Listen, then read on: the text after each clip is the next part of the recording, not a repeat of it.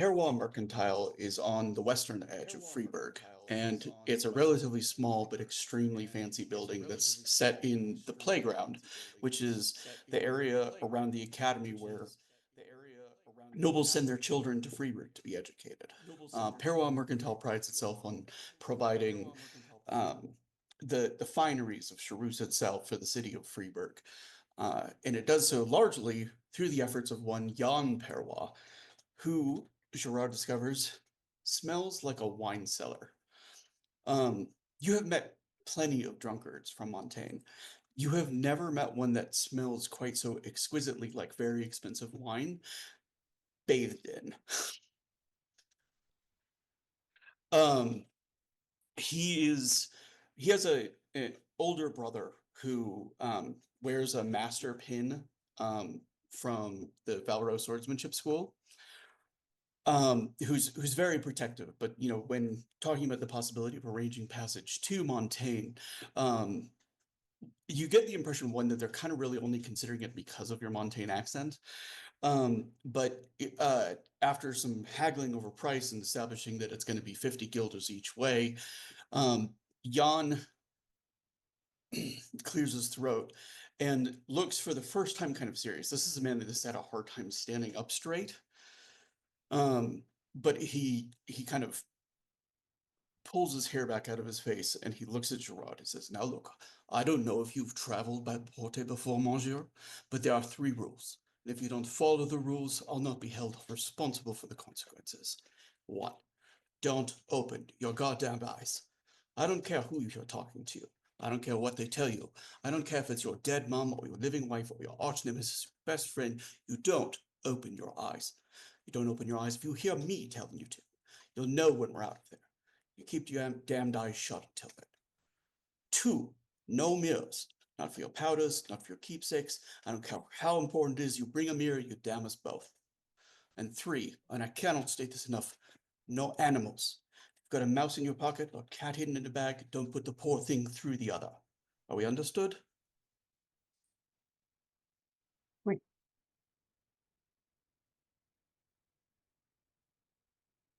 And he kind of his older brother kind of like relaxes a little bit and he's like, "It's a bit much the first time, but you do get used to it." And there are like a number of kind of like porters and stuff like that who are all like affixing blindfolds and stuff like that to themselves as they like, put on backpacks and the like. And the one of them, like offers you a blindfold if you would prefer it over simply keeping your eyes closed. I will take the blindfold. Okay. Um, the you kind of like are getting it ready. Everybody has it like kind of up above their eyebrows, and you see Jan close his eyes. And he reaches in, and he seems to just rip the world open. You see, like there's a bloody water that hangs in the air, and it's large enough that like men can go through it. Not large enough that you could even get a cart, but they all kind of like form hands. Jan is the first one in. Everybody kind of offers a hand to the one behind them. Um, and one of the last porters in line offers his hand to you. Take the hand. Give him one brief for my sword. Um, and get pulled through the portal along with the others.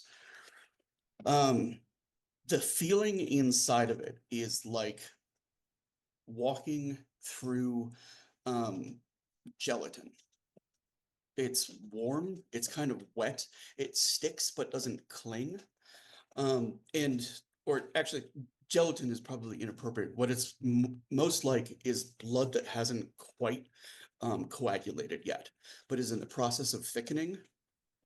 And it seems to like get in your eyes, it gets in your ears, everything smells like copper. You can taste it as if you were like putting your mouth on an open wound.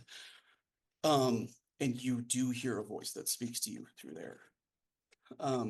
You hear her. And you know the her that I'm talking about.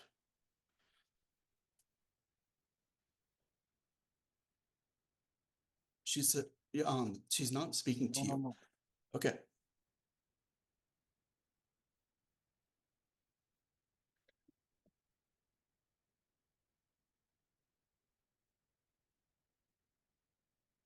You back? Yes, I am. Okay, cool. You hear No, I was not speaking to me.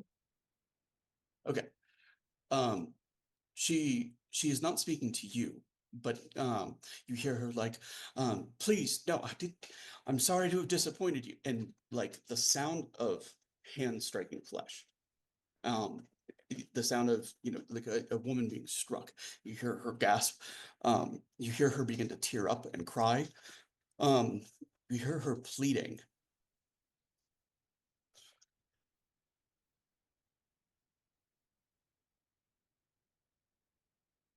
I do not listen to you, mademoiselle. You made your choice. Um, and you hear her voice in your ear say, I never would have chosen him if I knew he was like this.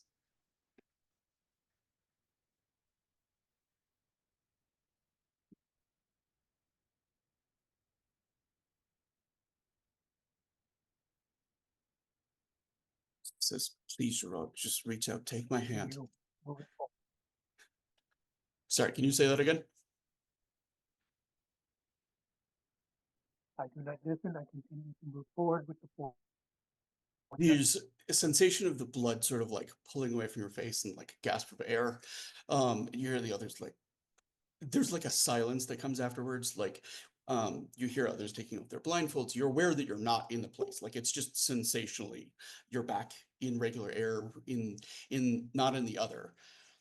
And the porters are kind of all grumbling and montaigne about like, this is the worst job ever. Um, and when you open your eyes, you're in a small warehouse in Charus itself. You know from here where the sort of like embassy for nobles is, and then you can go there and basically await Lady Jumet's arrival. And it should be relatively quick because she, as a baroness and a master porte sorcerer herself, most certainly is able to travel to Charus quickly.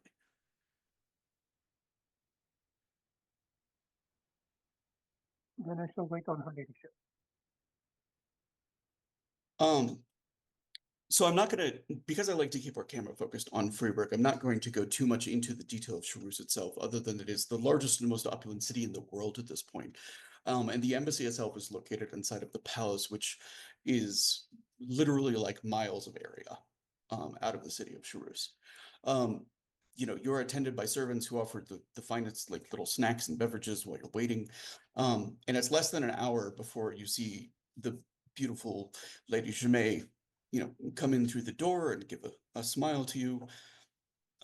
She offers her hand, respecting, the protocols so that you can, offer a kiss. And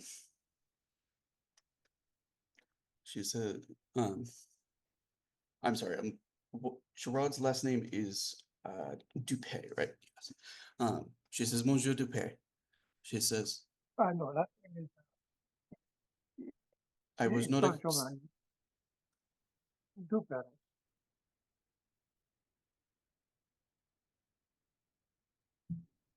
sorry, I didn't hear that entire sentence.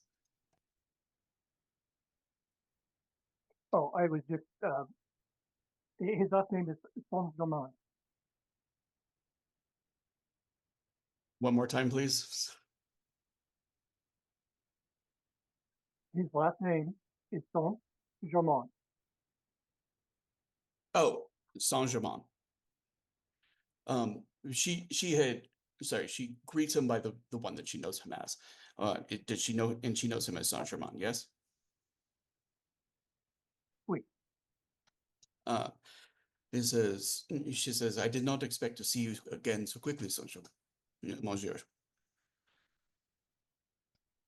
Bonjour. Forgive the abruptness, but something of great importance has come up, and I do not feel comfortable moving forward without her ladyship's permission because of the potential diplomatic repercussions. But I believe it is of great value to her ladyship. You feel that this would create a conflict of interest for you. Not so much a conflict of interest, I do not wish to place the ladyship in a position where the decision that I have made will politically compromise her. Therefore, I need to provide her with the information and see how she wishes me to proceed. She says, I appreciate your integrity in that. She says,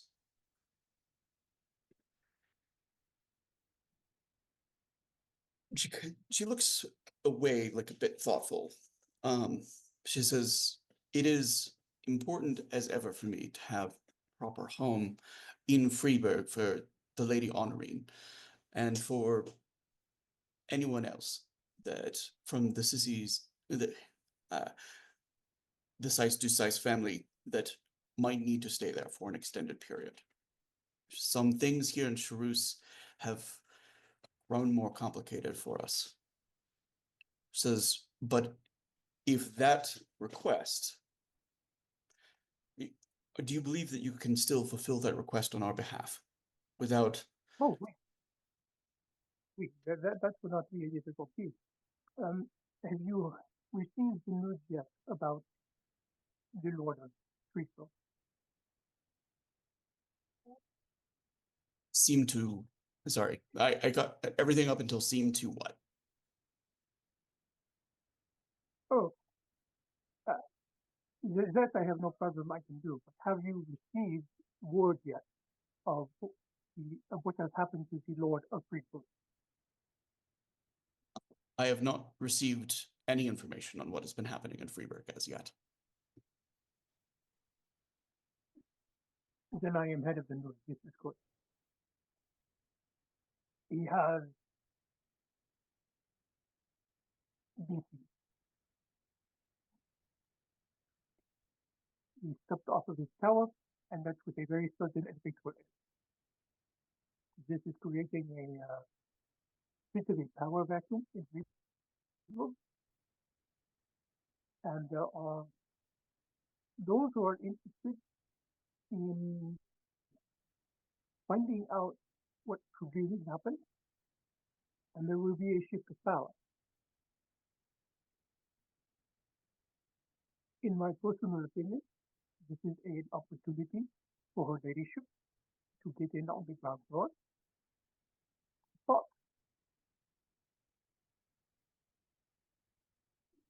it will be delicate. Therefore, I do not wish to proceed into this without her permission. She says, there are risks, and I understand that with every investment, there are risks born. She says, I appreciate you warning me of these.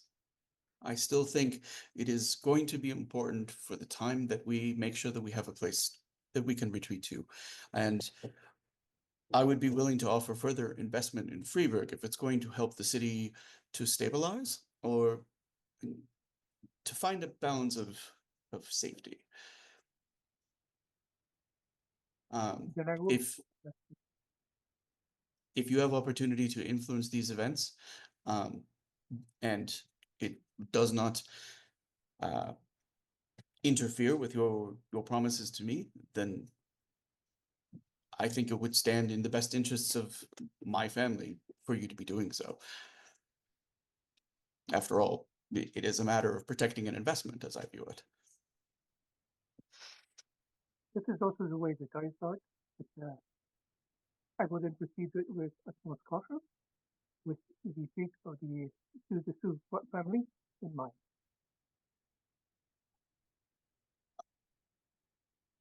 She the door opens and you can see her lady in waiting. You know servant protocols as well as anyone, and you know that like a lady in waiting is only interrupting for one of two purposes, like a signal that's been given of like, please get me out of the company of this boorish person, or secondarily because there's an emergency of some kind.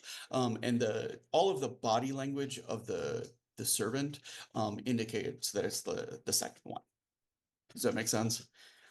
Please, And she kind of the lady in waiting sort of like bows her head and she says, lady, she says, I believe the Lady Therese has heard word that you have arrived in Charus. And Jemaine's face kind of she is still fairly schooled, but there's like a definite like look of frustration that crosses it. Um, th there is only one Lady Therese that Gerard is aware of, and that is the head of the oldest and most powerful family of loyalists to Lembrook. Um, so the fact that she wants a meeting with Jemaine and Jemaine does not want to be meeting with her is extremely telling of how far things have degraded. Um, and Jemaine kind of like turns and she's like, "If you will excuse me," she says, "I really need to return to my family's home." Of Um, course, always you sh need to keep your duty.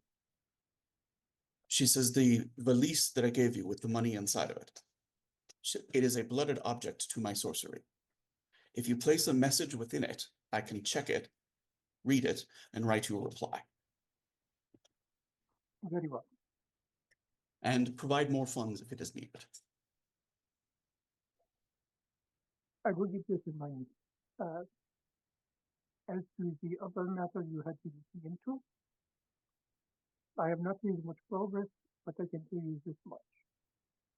He's also owns a masonry within Freeburg, and his employees are extremely loyal to him. Um, I didn't catch that entire sentence. Sorry. Where did it get out?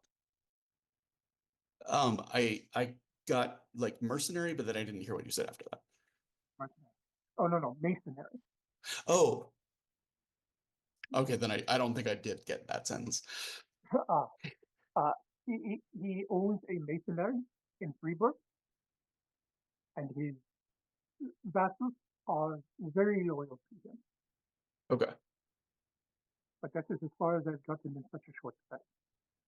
Okay.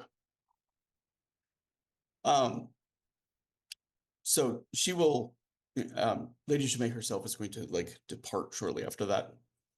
Um, and you know, this is sort of a flashback because this has actually happened like 2 weeks ago.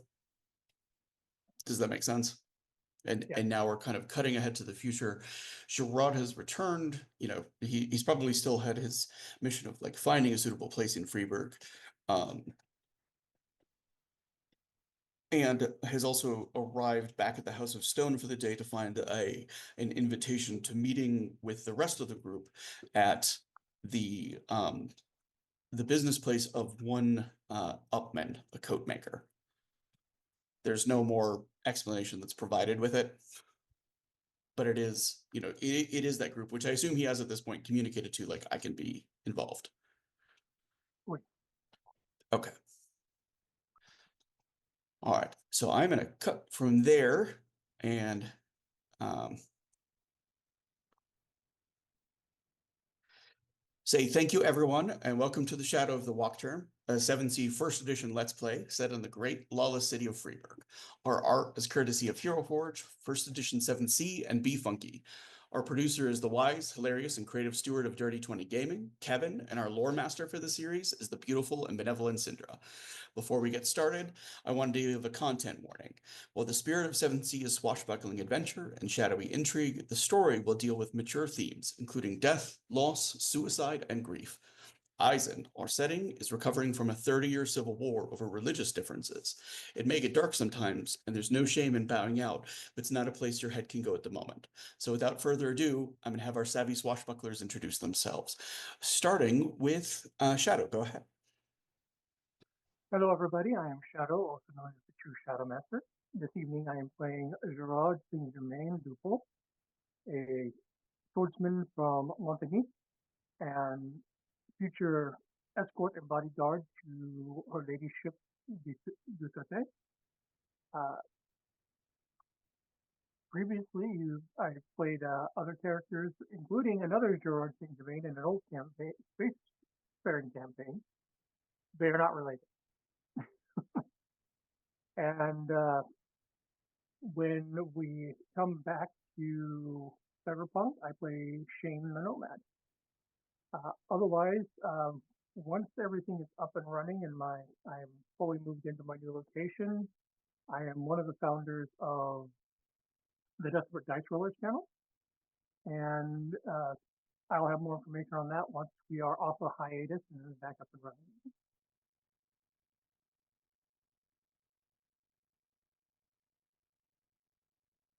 Let Who you us know hopping who's going Hito in? next. Yep. Uh, let's go with Scarred. Hello, I am the Scarred Adventurer, otherwise known as Red Death on Tuesdays. On Thursdays, you will find me as Lucas Alexander fucking Warcrest.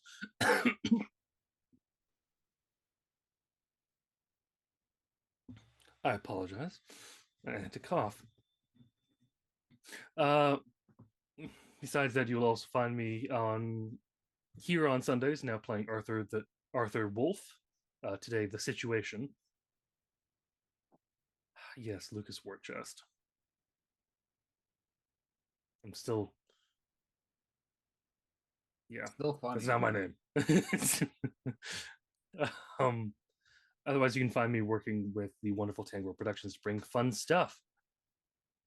And they will be throwing up links for that in just a moment because I have been a little all over the place trying to remember what I'm supposed to be doing. As long as I've not forgotten it, I'm doing anything that I'm doing. I'm going to quickly run this over to Bison. That is me as I'm trying to write something witty in chat. I am Bison underscore Stonefist. I'm a regular contributor on this channel.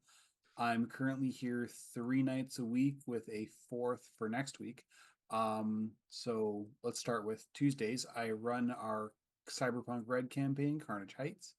On Thursdays, I am playing our resident Dragonborn Paladin Ranger in Sino on the D&D 5th edition Fool's Gold campaign, King's Pyrite. On tonight, I'm playing Gav the Grin, our resident gigantic dumbass. And on December 9th, we will be wrapping up Grave New World, which is our Buffy the Vampire Slayer TTRPG, where I was playing Jack, not a cop, Aldridge. Let's go to Bat Kyle. What a surprise. Hi, folks. It's me, the Bat Kyle.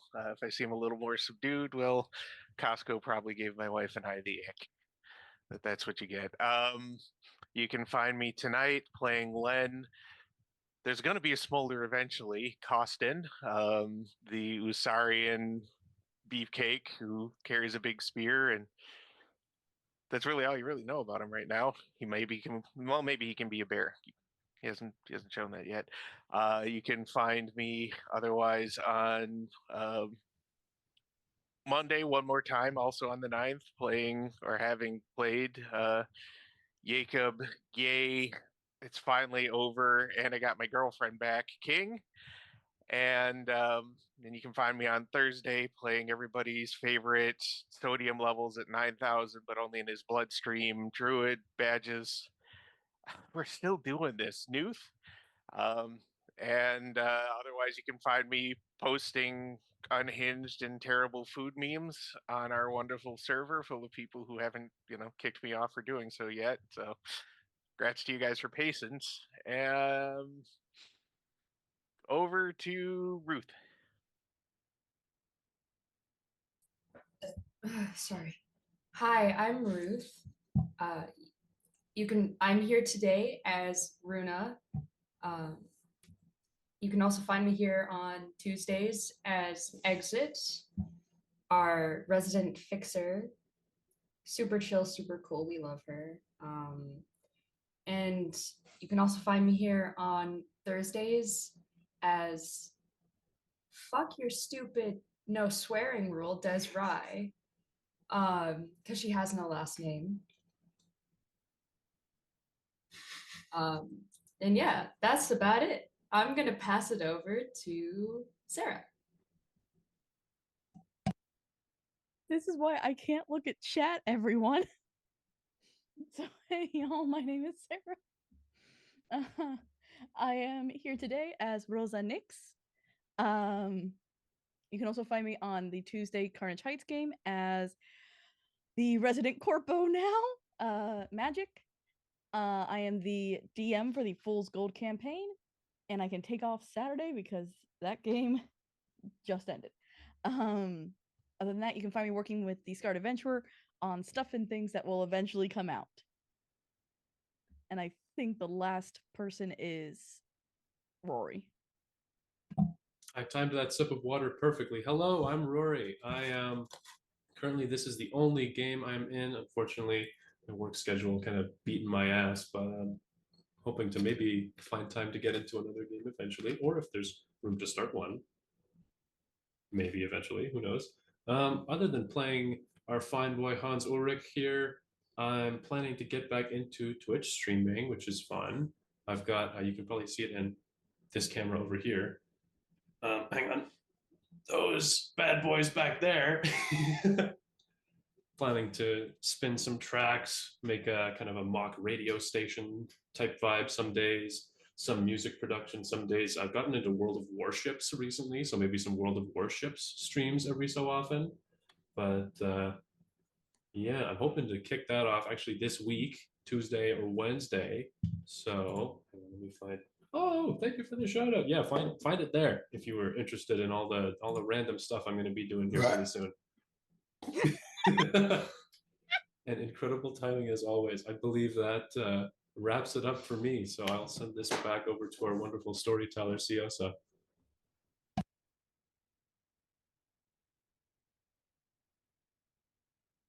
In the ancient days of Numa, the great storyteller and philosopher Ceres the Wiser once noted that an adventure can only begin in one of three ways: by death, by slur, or by letter. To begin without one of these incitements is folly, the tobacco best described as an indiscretion, a dalliance, an escapade. But fear not, we begin tonight properly girded with several letters, the most seductive of the three, and thus the most powerful. However, it is not the letter that we are actually closing in on.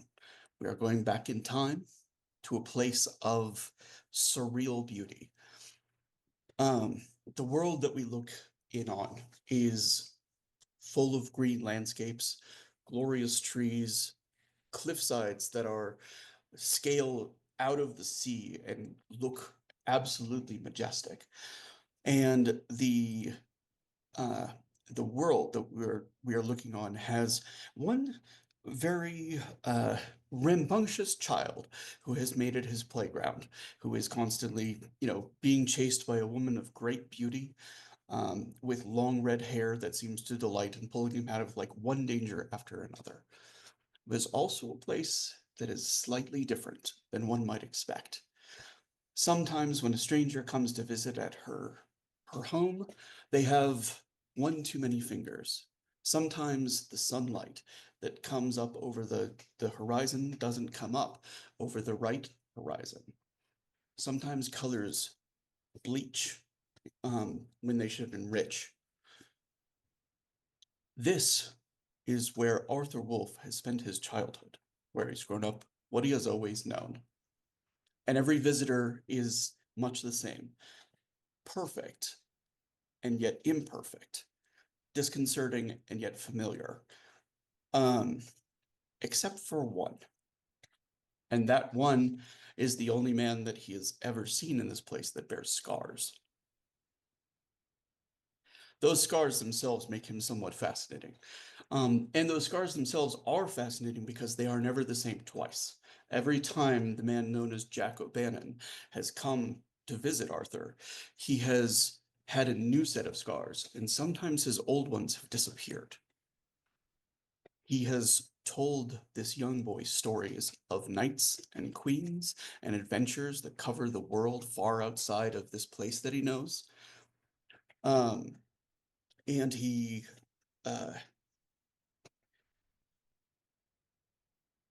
elicits a strange reaction from the others that Arthur knows in this place. Arthur knows somehow that he is different from everyone else here, and that Jack is like him, but also not like him. It's a thing that he sort of instinctively grasps as a child.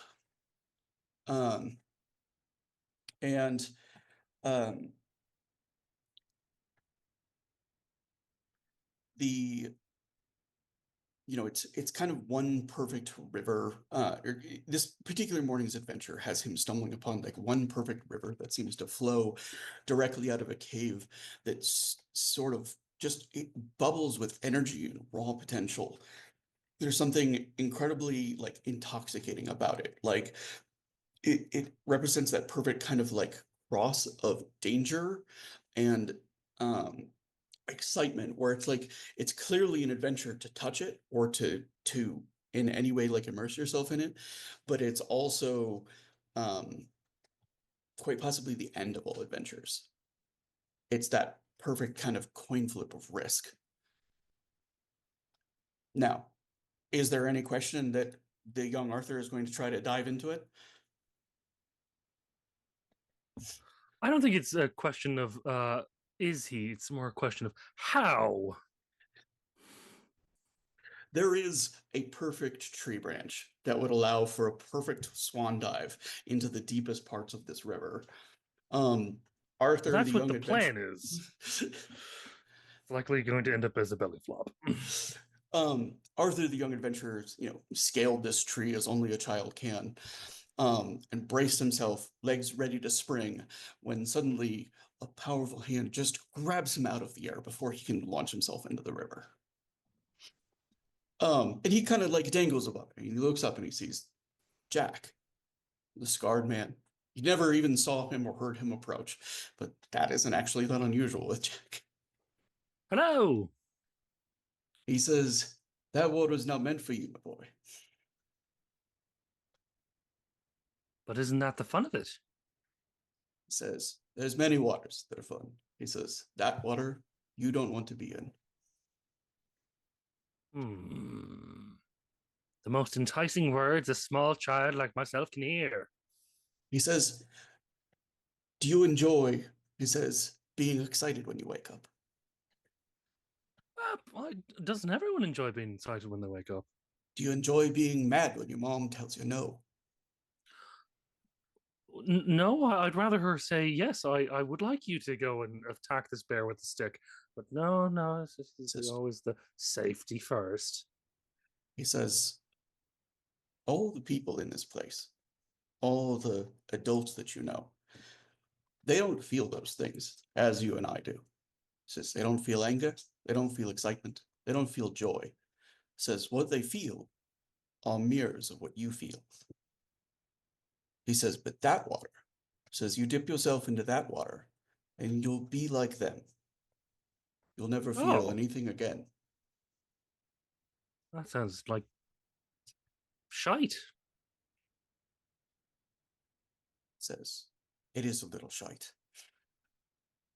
So what do we do to avoid this water? He says, Besides not jumping into it the way I'm doing it at this exact moment. He kind of puts you on the other side of the branch that now has, him between you and the water. He says, Probably I a have a good present choice. for you. Ooh, a present. It's not even my birthday. Is it my birthday? Don't remember. No one really keeps track of these things. He says, no, Not he even says, me. You've been here a long time, boy. And he says, do you know what adversity means?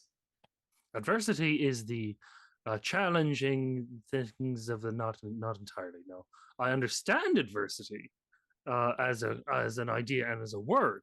Have I experienced it myself? Is not quite the same thing. Would you like to? Would I like to is one of the most enticing words you can tell a small child such as myself. He smiles. He says, knights need dragons, don't they? Am I going to be a dragon? And then breathe fire and just run around and just, yeah! And I make little circles around Jack. And Jack kind of laughs. Flapping my arms as quickly as possible. It's a strange thing because you don't like climb down the tree. He just sort of like takes a step and then the both of you are at the bottom of it. And he moves down to one knee and he opens his hand. And there's a coin in it. He says, this coin, he says, has a gias on it. He says, it's luck and unluck, blessing and curse. he says, and its blessing and its curse is adversity. Oh, He cool. says, you take this coin, says, and never again, he says, will your life have a dull moment. That sounds interesting. I take the coin and I just start flipping it like 50 He says, times. if you lose the coin, he says, you'll get the peace a man may someday crave. He says, a life without adventure. He says, a life with a happy wife. He says, and many children. The best way not to lose the coin is to eat it, is what I'm hearing. You do know that everything you eat does come back out. Well, it doesn't look the same. Well, but if you want that coin, you'll have to go looking for it, I'm saying. Quite a shame that.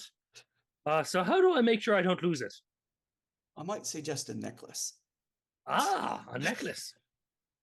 A necklace. Let's sort of grab thing. some twine and we'll make of it a necklace, he says. And then there's something else I'm going to have to show you. Oh, I have a bit of chain from my mum. Give me a moment. Aha!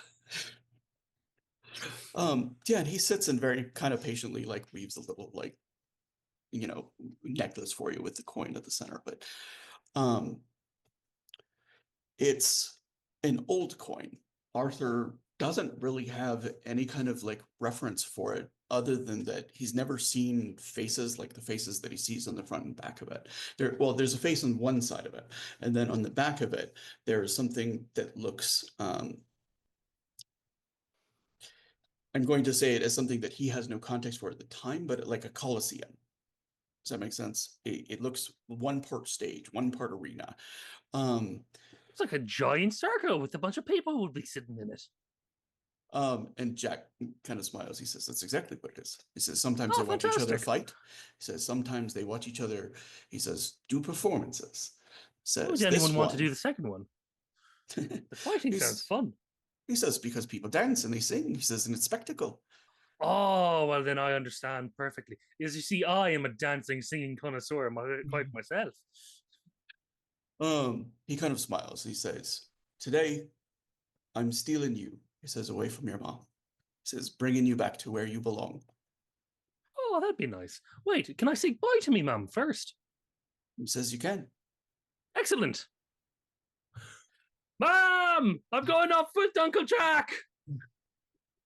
Bye. And for a moment, you see her kind of like up here above the tree line, and you see her face kind of like twisting with fury. And Jack kind of like, it's time to go. Just picks him up as like the kind of ghostly image of like the mother like follows and then manifests as like a figure that's giving chase to the both of them. And Jack simply runs and leaps off of a cliff, and halfway down, you are somewhere else. The world has a different kind of color to it, a different kind of like saturation to it that is at once brighter and yet imperfect in a way that Arthur's never really seen before. And you're also, cliffside going over into the seas around Innismore. So you get your first experience swimming in actual water that isn't just like designed to buoy you along. As the waters surrounding Bryn Brissail are sort of like an entity along themselves, and depending upon the pleasure of the local she and unseelie, they either drag you down or they buoy you up and take you right to shore. We're covering, like a lot of things happen after that. Arthur meets the person who kind of teaches him Finnegan, an old man named Patty, who, within a solid minute of meeting Arthur is punching him in the face. But, it's for his own Makes benefit. perfect sense. Happy mentally.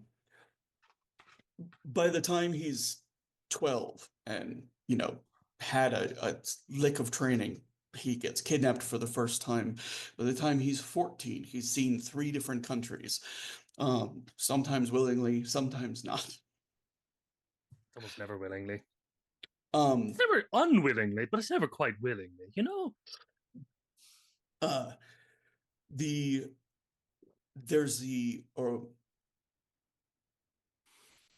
The arrival in Freiburg is actually at the bequest of a Selkie. The Selkie are they transform into seals. They're mostly through the Highland marches. They have huge golden eyes, And they're one of the more benevolent and kind of the Sealy. This particular one is missing her daughter, and her daughter has gone missing and would like Arthur to find her and bring her back. I'll do my absolute best, ma'am. By this time you have taken an oath to Elaine. You've officially like entered her service. And the Celia is grateful when you take That was the task. first kidnapping.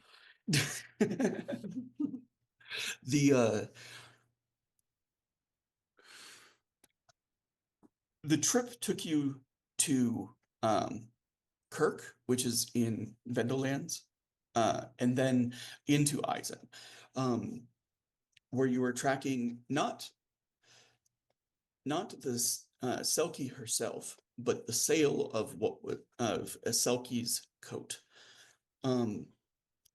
Selkie once a year are able to like take off their coats and take on human form. The rest of the time they're seals with big golden eyes. Her coat was stolen during that ceremony, and she was never able to return to her form, and she was bound to follow it. So she departed to follow whoever had her coat in an effort to get it back. You have followed her to Freiburg. You've even found the young Selkie. She is hiding in an underground caves along the riverside. It was one of the saddest things that you'd ever seen. This is a child who should be capering and dancing and enjoying herself constantly. But she was hunched and clutching her knees and frightened and tearful. And there is nothing quite as heart-wrenching as seeing the golden eyes of a Selkie pouring tears.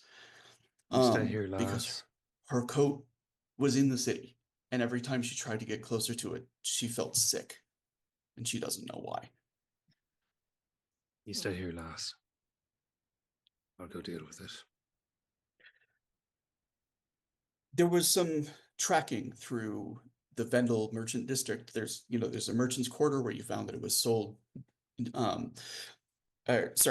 First you went through the riverfront, where you found that an Usuran peddler of oddities and antiquities who had no idea of its value had sold it to a merchant in the Vendel area, who had in turn sold it to a coat maker named Upman.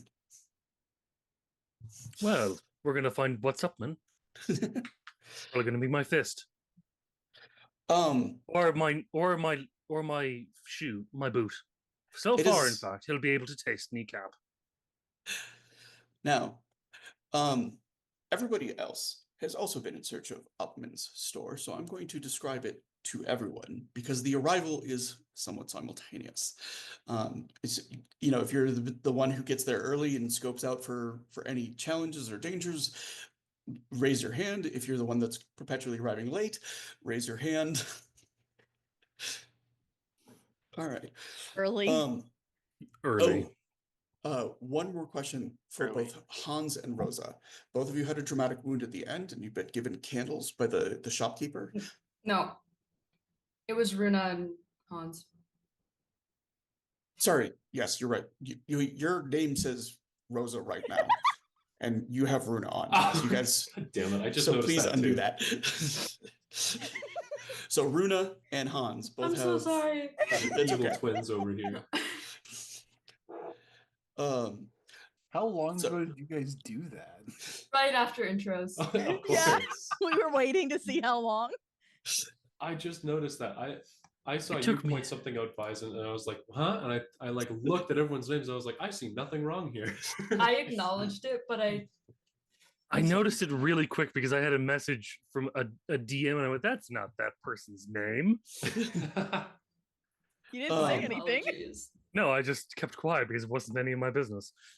But yeah, Right. I took one of Hans's dramatic wounds. So Okay. Did you guys use the candles that night when you slept? Yeah, I'd assume Yeah. so.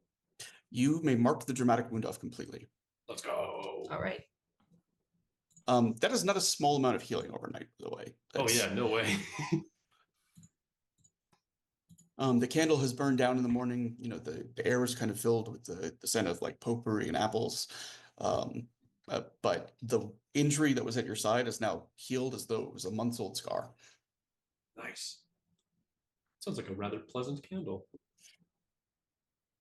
The best kind of scented candle you can get. The one that works. Upman's Yeah. shop is a strange shop within the merchants district, mostly because it is it's not advertising. Does that make sense? Like everything else in this merchants district is like it's got wares in the windows, it's got, you know, like signs advertising sales or what they have on special or whatnot. Upman's isn't doing any of that. It's just like Upman's coats above the entrance, and it's a relatively small shop. It's one of the older ones. For Gav, who's been in Freeburg for some time, any building in Freeburg that has a stone base and like plaster above it has been here for a while. Almost all of the construction throughout Freeburg is entirely wooden plaster. And the places that aren't sometimes suddenly date back a century.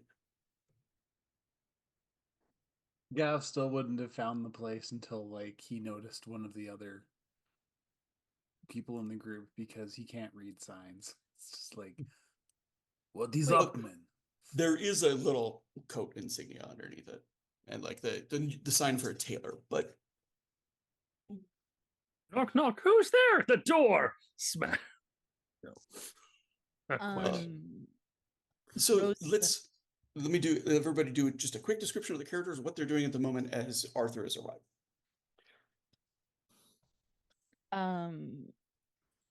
I guess I'll go first. So Rose has probably been here for a bit because Tav, I want to say is the character's name. Usurin?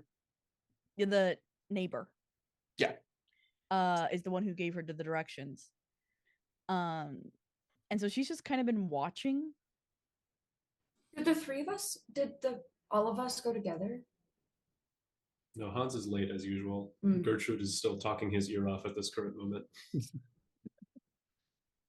And Rosa is just watching to see who's going in, out. Do they look like criminals? Does this like how is this like feel like looking to her? Is kind of what she's doing. Give me a wits roll. Yep. Also, Runa probably would have gotten there shortly after Rosa did. Should I put my criminal knack in? Yeah, you may. Okay, so four keep 3.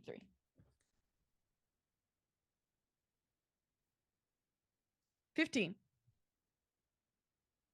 Okay.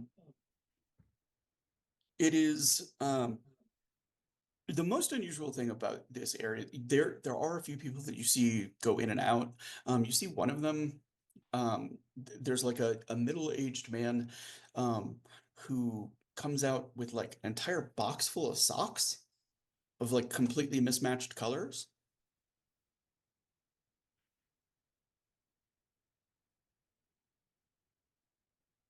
You don't see anybody come in like and come out with a coat. Okay. Glenn Gav would have been. be, Oh, go ahead. sorry, Gav would be actually circling around the back to see if he can find that symbol again. I will give you a wits roll as well. Can I add criminal to that? You may. So that's 3K2.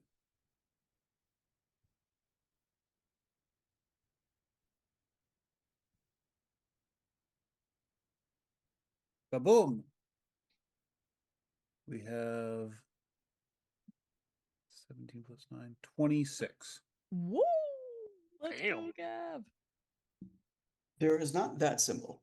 What there is a different symbol that's actually been, so there's like a little small fenced in area in the backyard. He occasionally might need to do some tanning or, you know, like drying of leather and stuff like that in the course of his occupation. And next to the fence that would let one into the back door, there is a bit of engraving that has been carved into the stone, like the kind of engraving you just do with like a chisel and determination, not like fancy carving.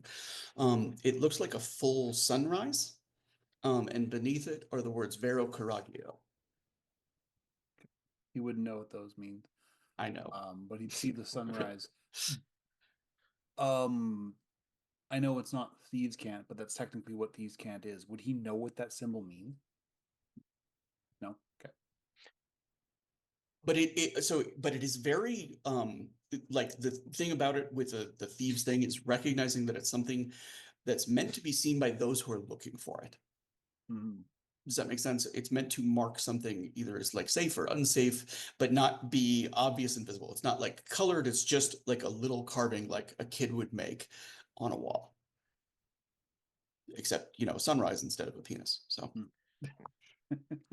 I forgot to say Oh, what my go ahead. characters look like too. Oh, For yeah. Arthur. So Rosa is in a full red dress all the way to her hands, her wrist. She's also wearing a red fox mask. And probably compared to Gav and Len, she looks tiny. Yeah. Yeah.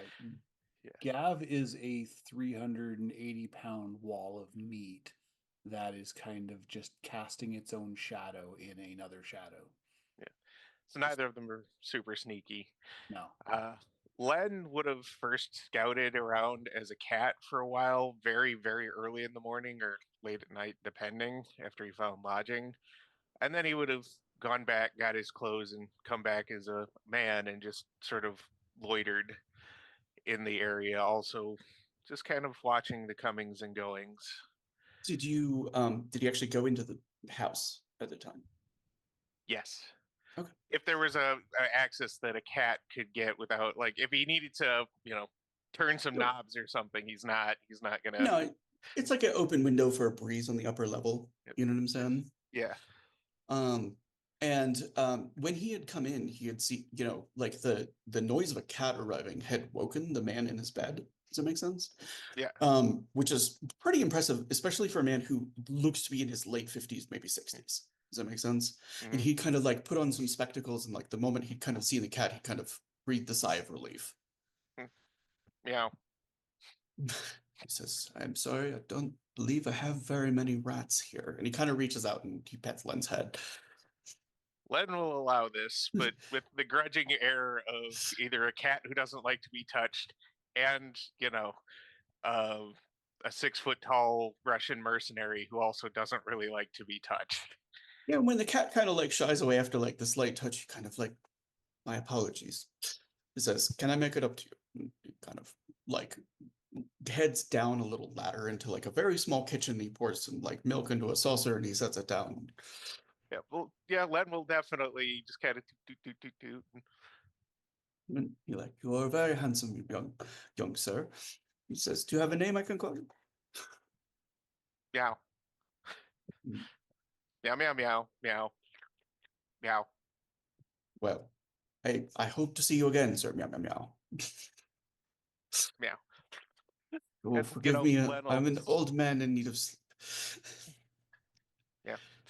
And, Len will, like, take a peek around. He's not going to wander too much, like, to suspicious levels. He's just going to kind of take a peek here and there, and then he's going to go back up the ladder and out the window.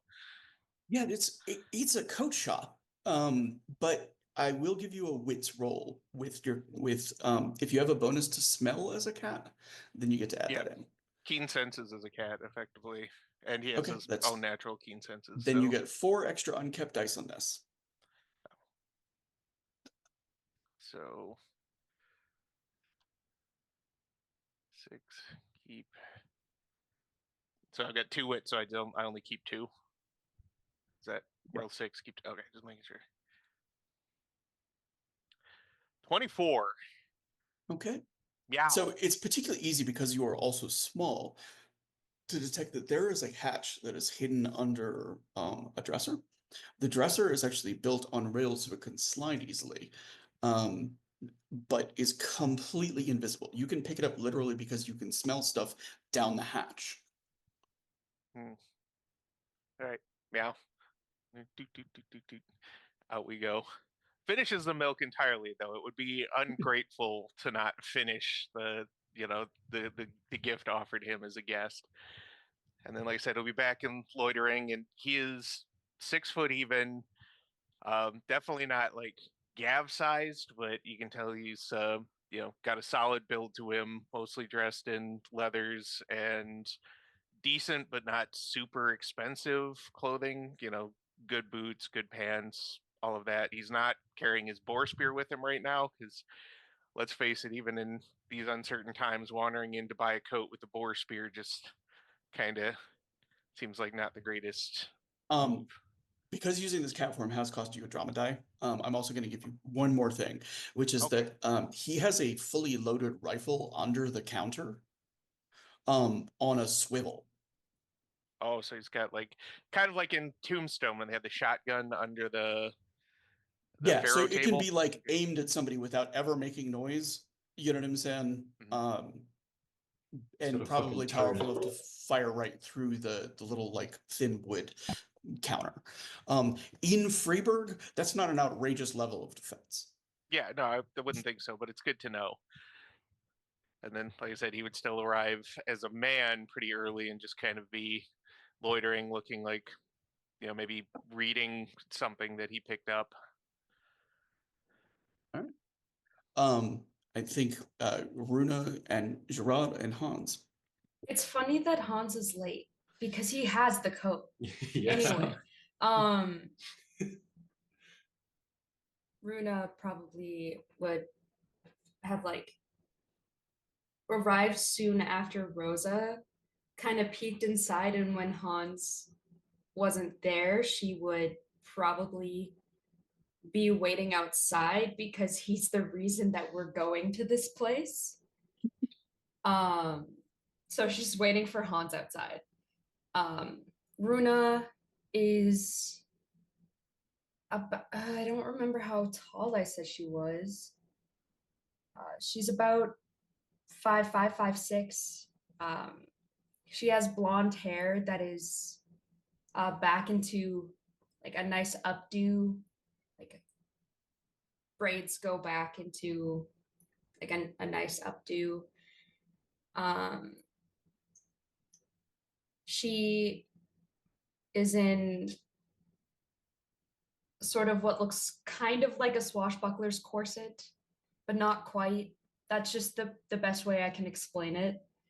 And she has tight black pants on,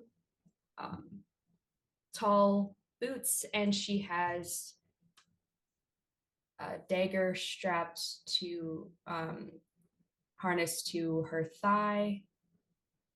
She has pale gray. I'm doing this so out of order. She has pale gray eyes, a huge scar along her forehead, and from far away, one may assume that they're tattoos, but she has a bunch of what looks like brands on various areas of her body.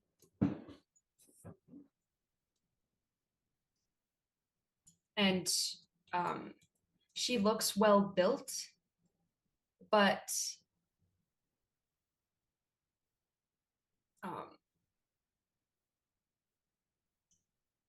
there's muscle, but there's not as much as there should be. I figure because 4 years of Yeah, she's a little wasted. being malnourished. Yeah. Rip. She's working to get that back though.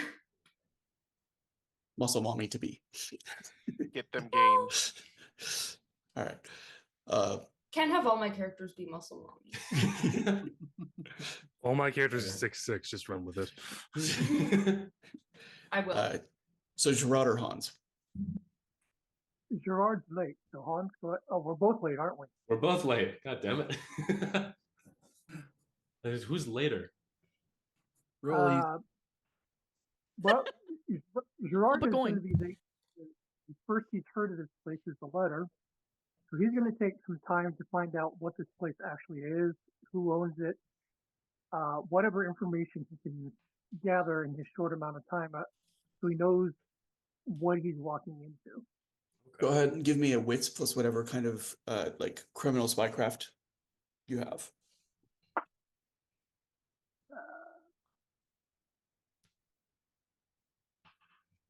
Yeah, nope, I just got noble, so it's gonna be wit.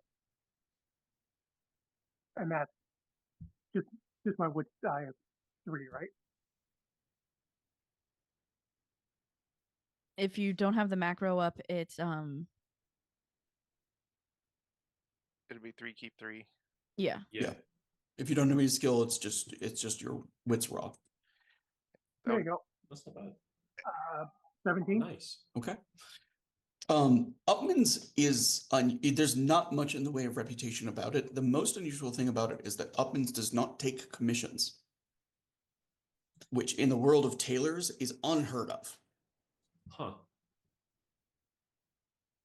Oh, just as a note, since he arrived really early and scouted, Len will be trying to gather the people he knows kind of over to where he's loitering just barely inside of the front door because he has information to impart. There's actually like a small little cafe table from like a nearby restaurant that would be within sight of the shop that you guys can watch and Yep. pick up some He'll sit and Vendel that's- delicacies. That's sip a where very Rosa would be. tiny cup of coffee.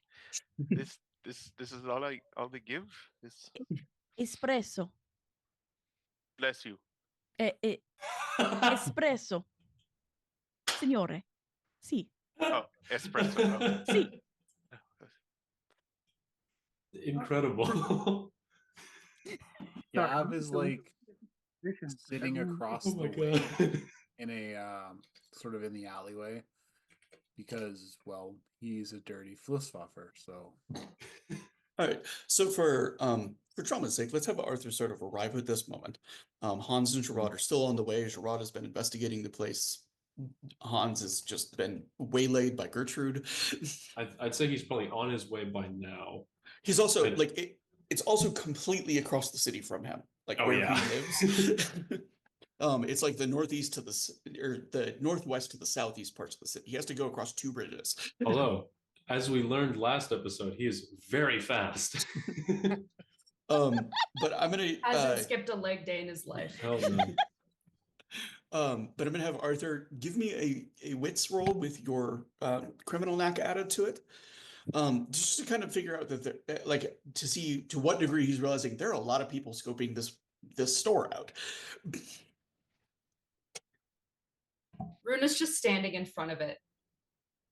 I have Yeah, as- Enforcer as my knack. Subtlety incarnate. Yeah. Okay. Is that the one you want? I will She's let- very I will let poorly you- socialized. I will let you use that because Enforcer is also investigative. Okay, because it's Enforcer, but it's also Spy Master. So Yep. wait, is it just you add the 2 values together? So 2 plus So you 3? add the 2 of them and you keep your wits. Okay. How many times do I roll? Gav is 5. I keep hiding 2. 12. 15. Okay. Yeah, you don't like I'm probably going to say you don't scope everyone, but there are a large number of people that they're keeping an eye on this store. What exactly they're doing beyond that, eludes you. Does that make sense? But other than that, they're not going in. The store, it's fairly early in the day, so it may or may not be open yet. It doesn't have like a sign that indicates it. Okay. Yeah, no, I'm gonna be straight into the point. I'm gonna walk over to this group of people that seem to be scoping the place out. I go, hello, how is everyone doing today? Good, good, fantastic. So, are y'all here to plan to rob the place or something? Excusa me, signore. I mean, you all seem to be loitering around the area, and not doing much of anything. But seeming, wait, Slow, signore. No speak. No speak. Espresso. Si, signore.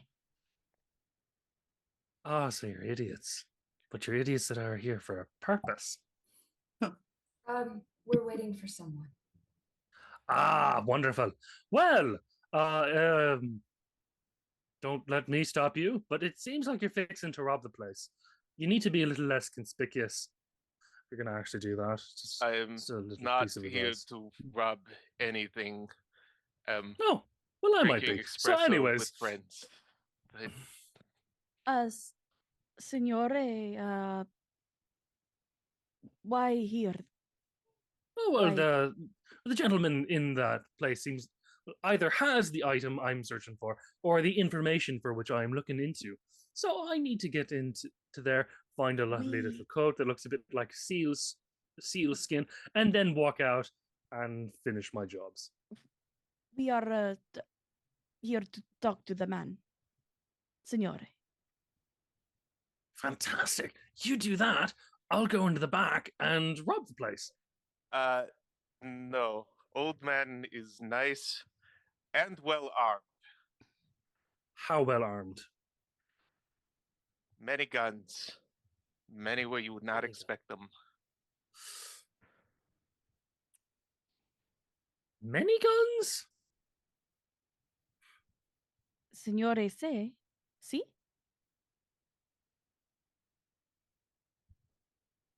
I have no idea what you just said.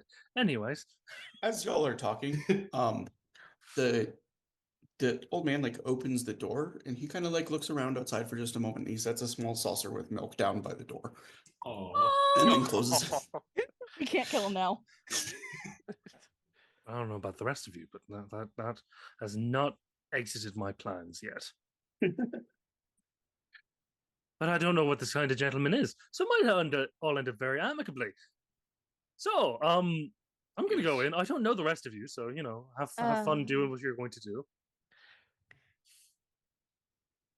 think about this point. There's in the distance, there's a very quickly running man who suddenly notices a stranger and immediately kind of slows down and begins a nonchalant kind of walk over to everyone. Runa, seeing him, just goes, finally. Signore, ciao! For someone, 17. Do I notice this nonchalance? Or this attempted nonchalance? I will. Yeah, I mean, there's not a lot of people running the Freeburg 5K that aren't running from something. Yeah. You know what I'm saying? So, for someone so fast, took like long he's time running. to get here. He comes to like a like a halt, but like there's no guards coming after him or anything. So it's kind of like a. Signore, Like that What the hell is up with that? Signore, I just pointed at Hans. has Signora? Now that I'm being waved over. Oh, guten Tag, everybody. Oh, hello. You are new here. I assume you've met these fine folk. Oh, well, met would be sure. a word that we may not be entirely using at this point in time, at this juncture. He No. came over, called us stupid, and then asked us if we were going to rob the place, which to me sounds very stupid to just ask a random group of people you do not know. Well, Si, I mean, I signore. mostly do that to gauge the reactions of the people and see in their faces if I was correct. It And I seems was about not. seems about right for Freeburg, honestly. Gav You're is also here to motioning- visit. Gav is like, since Gav's on the other side of the street, he's motioning to Len, like, do I have to hit this guy? Okay. In the opposite direction. You can go talk to old man if you'd like. I do not think your business with him is our business with him. But should you need I mean, it's help? a coat shop. There's kind of only one business you go to a coat shop for, no? That and perhaps unscrupulous dealings, depending on the legitimacy of the coat shop. Yeah, that was what I was worrying about. They seem to have How familiar are you people with Sealy folk? Would I? Would I? Almost like I've lived a some landlocked have life. probably. I have heard- not lived a landlocked life. Yeah, the brunette has had I've lived on the probably sea. I was dealings with Avalon, and what she knows about Avalon is that most Avalon who are at sea are terrified of Mab, the queen of the sea, and like creatures that they believe dwell in a court under the ocean. okay. I was also using my Arcana on Did you this get your guy 15? with a 35 Arcana Ooh. to check this guy out. So There's two things. One is that he has the full heroic card for the Fool. Oh. The second is that he is surrounded by like it's not like a maelstrom because it's not like it obscures it, but like strands of every color seem to be in a constant swirl around him without ever snapping or attaching to anything. Like So as if somebody had cut 20 or 30 strands or was like moving to try to like bond those strands to somebody. what everyone sees Rosa do, which is it's gonna be weird for her, she puts down her deck and she actually just puts her hand like where her eyes should be on the mask for a moment. Runa goes to like kind of readies up to heal her, just unsure. Lynn's gonna wave down the server. Espresso. And at the same at the time, because she's done it in the past, she just holds up the Fool card using her magic kind of to show everyone like, oh, he's the Fool, he belongs here. Yes, he strikes me as Fool. That makes a bit more sense. Signore pulls out card while not looking at him because she still has her magic going and trying to turn it off because it's just too much. Gives her Wilma Prost card. Signora. Oh. For Signore. Okay. So he's supposed to be part of. Okay, then I tell you, old man has hidden hatch in his house under dresser, very well hidden. Has rifle on swivel, behind counter, very thin counter, Oh. and is very kind to cats. Well, the kind to cats would not necessarily suggest a malignance or a unpleasantness of the gentleman. No, is point in favor. No, I agree with that. But the fact that he has a secret little compartment in his shop that seems to have weird things in it. In related, I think he's gonna pull out the letter he took off the body. He's like, Gav and I found a bunch of bodies in a square, and on one of the bodies was this, and the people who attacked us started following us after we found this, and that coat very much looks like it belonged to the man who had this hidden on him. The coat doesn't look like it's from Asaki, does it? So Hans has a coat over his shoulder that's like blue cloth, not a bit of leather in it. Okay, cool. No, that's good. So this, addressed to Kirk, somewhere in Kirk. So not to Upman, but still seemed important, apparently enough to try to kill for. Yeah, but strange interaction earlier. There's a group of masked people. Just kind of briefly describe like the kinds of masks: red, green mask, and yellow mask, and then it looked like kind of just like the thugs that hang out with the, I assume, higher level people. Just had this. Were they kind of like a skull mask almost? CSO? Yes. On the brutes. Okay, yeah. They had these skull masks, and then a big group of them chased us through the city and attacked us. We fought them and found, that letter, a few other things, and this strange coat that, and I demonstrate, is turns inside out, seemingly completely perfectly, as if you could not tell, which was odd. And there was another letter of this similar kind on the inside. And we've decided to come talk to Mr. Upman and see what is going on with this strange coat and these letters.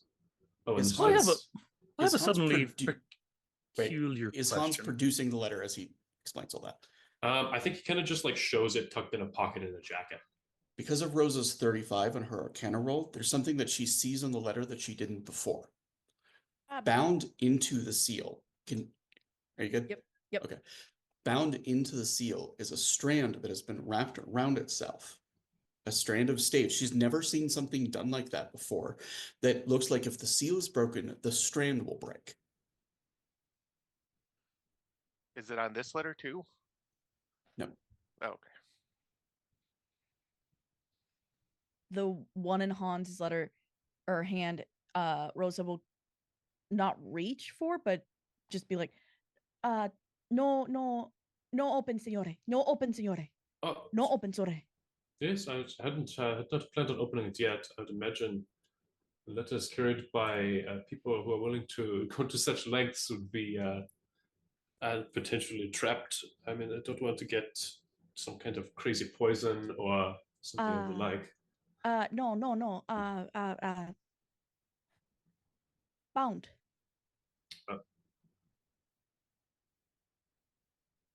I'm not sure I follow, but that honestly seems a bit out of my depth. I will take it at face value. Just take your word for that and leave it be. I'll do like a super quick description. Hans is like maybe like 5'10", kind of on the smaller side for any younger Eisenmen you would have seen. Kind of wiry build, carries a relatively large broadsword in a pretty beat up sheath. You can see that the crossguard has taken some pretty heavy damage. There's a large pouch kind of sits on his hip to the left that kind of subtly jingles. It makes like a slight metallic clank whenever he moves around. And his clothing is kind of a weird mix of somewhat militaristic outer garb. Like it's like this big jacket that's been a little bit modified with some shoulder spikes for decoration. He's got these kind of tactical pants that he seemed to have repaired a couple times, and the odd centerpiece is his unusually clean boots. It looks as if he polishes them every day without fail. Okay. I should also give it a description of what Arthur looks like because I haven't done that yet. Yeah. So Arthur, when you when looking at Arthur, it tends to give me a moment. It was in my brain and now it's gone. When you look at Arthur, he's a tall guy. He's well built without being overly. He's you can tell he's strong, but he doesn't look as big as someone like Gav or anything like that. He's just. It seems like he knows how to use his strength more than he knows how to be strength. He's got scars on his face and on his hands and his arms, and pretty much if you see some flesh, there's a scar on it somewhere. He's wearing a fairly simple blue tunic with a red vest and silver buttons, and then nice kind of navy pants and black button shoes, also with silver buttons. He's got these gray stormy eyes that while when you look at them, you can see the kind of joviality that he expresses, but also sense that behind the eyes, especially at the moment, are hiding a great and deep well of anger and tiredness. He's got a white streak that goes through his hair that's been kind of shaved to be mostly just the top portion tied into a nice bun at the top. And the white goes from face through hair like that. So from the bottom of the chin to through his hair. And the last thing you really note is that he's got this green snake. It seems that almost looks lifelike until you realize it's flat. It's been tattooed around his arm, around his left arm. It goes up around into the clothing. You can't see much more of it than that. And perpetually bruised knuckles. Either like they look like old bruises too, like almost to a point that it's like they've never healed, but they're almost healed. He just continues to use those knuckles, thus causing them to not ever fully look altogether clean. Otherwise, he's fairly well put together and carries himself with a regality that would be that one would not associate with a commoner, with a common man. About the point Gerard appears. Yeah. Yes. Just double checking. I had to switch to earpieces. Can you guys still hear me? Yes. It's kind of muted still, but yeah, we can hear you. All right. So from the opposite direction that Hans came from, drove Gerard. He, for those who have not yet met him, he stands about 5'10", 5'11". Today, he is dressed in a black silk shirt with black lace on the cuffs and a ruff, front ruff, a blue silk vest, and a blue overcoat. His rapier is at his side, and very nonchalant walks up to the building, looks it over, then seems to notice everybody gathered across the street. Bonjour, mon ami. Ciao, am I signore. correct? Guten Tag, sir. Pretty, A fancily dressed gentleman. Is he also with you all? I do not know who's involved Si. in this. Okay. Si, signore. The waitress just is already bringing over another espresso. I see that our corre has grown a little bit. Yes, we have taken on a couple of new faces. He kind of gestures to Gavin Len. We've So Gav waves with his left hand, which is made of a skeletal red metal. Creepy. it was a little bit off-putting at first, but to be honest, I've stopped noticing it. It's kind of just become normal. I don't know if that says something about me or not, but I almost forgot, and on his lapel is a silver pin.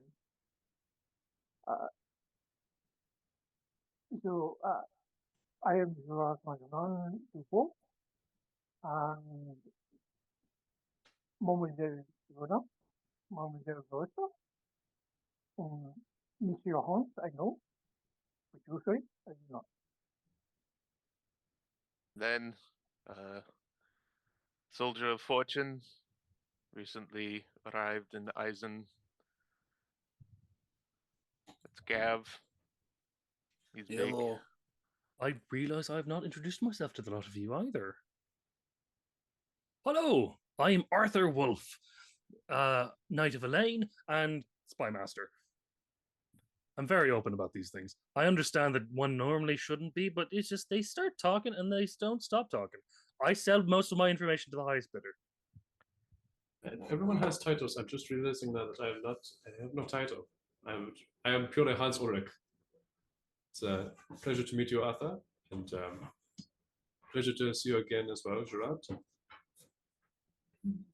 Soldier of Fortune is less title and more occupation. I suppose. Spymaster isn't exactly a title either, in all honesty. Knight of Elaine is, though. That really is. All sound very cool, though. I'm Runa. Well, question just occurred to me.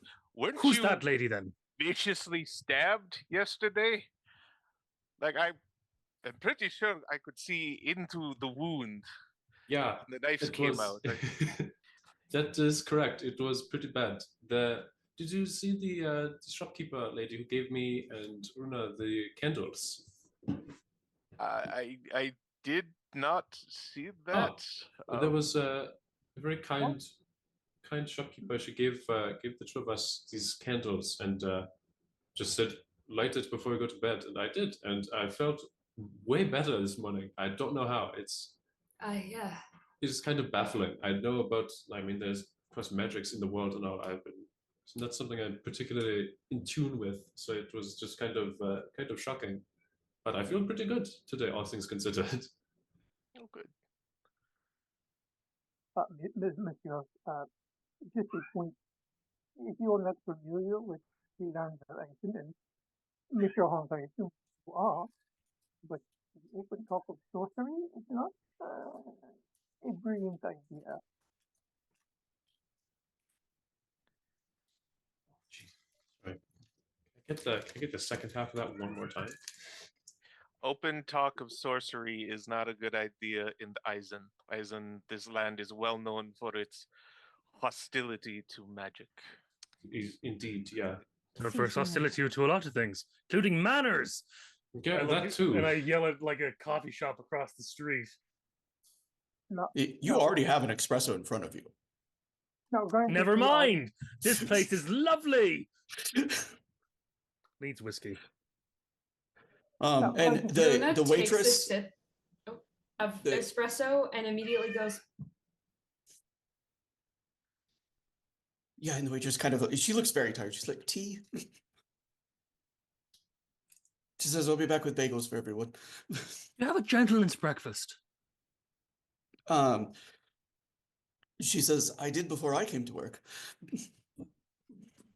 Do you have any available for customer purchases? Just tea and coffee. And bagels. Right. Where would one get a gentleman's breakfast at this time of day? Yeah, she kind of points to another place. The whole, it's a merchant's quarter. There are plenty of places that are selling. All right. Booze, Who else food. wants a gentleman's breakfast? I don't have money. No. Oh, it's on me. You hear the loud crunch of an apple from across the street. I ate before I arrived. Well, no, a gentleman's breakfast isn't food. Would Uh, any care to fill me in on why we are gathered in front of the coat maker's shop? Yeah, that's right. You have missed Perhaps out we on should that. go to the coat shop first before see. gentleman's breakfast. Probably Well, a I'm good going to idea. grab a gentleman's breakfast on the way, anyways. Doesn't We're like there. We're right across the street. Yeah, The, Gav like points to the building he's sitting beside. So who is actually going in and who is just sort of staying outside? I'll We'll go go in in 'cause just his- in case. Okay, not everyone has to go in. No, Yeah. it's absolutely fine. Like, Okay. it is a bit cramped for like the group of everybody coming in, and like the old like man who's like sitting behind the desk, like with a coat in hands, clearly doing like some very detailed sewing, looks up and just sort of like blinks and looks a little bit like, holy fuck.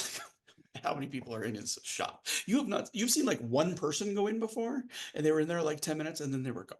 You know what I'm saying? So he's clearly kind of not used to this many customers at once. Gav is actually still sitting around back. He's kind of like keeping an eye on that back door. Yeah, the lad was gonna be like, big friend, please watch back door, just in case. There is symbol here. I don't know what it means, but We'll investigate when we come back out. And What's the Gerard symbol has look no- like? rising sun. Gerard's what? A rising Gerard has sun. no. Sorry. So he's staying at the coffee shop for now. Okay. Gerard's just watching. It's good. Watch front door just in case also. Yes. Rising sun. What is that? Is that familiar to me? Wonder. Can't remember for the life of me. Doesn't feel familiar. I feel the threads of fate telling me that it's not that familiar to me. Oh well. Let's go in. Let's go in. Hello, sir. I am looking for a coat. I am very sorry, sir. It says we are not taking commissions right now. I'm not looking for a commission. I am looking for a piece of lovely gear that you may have tucked away in your little corner. This is, oh, I misunderstand. He says all of my coats have already been ordered and accounted for customers. I cannot sell you one. Well, you see, a little birdie told me that a little birdie told it, a little birdie told it, and a little birdie told it.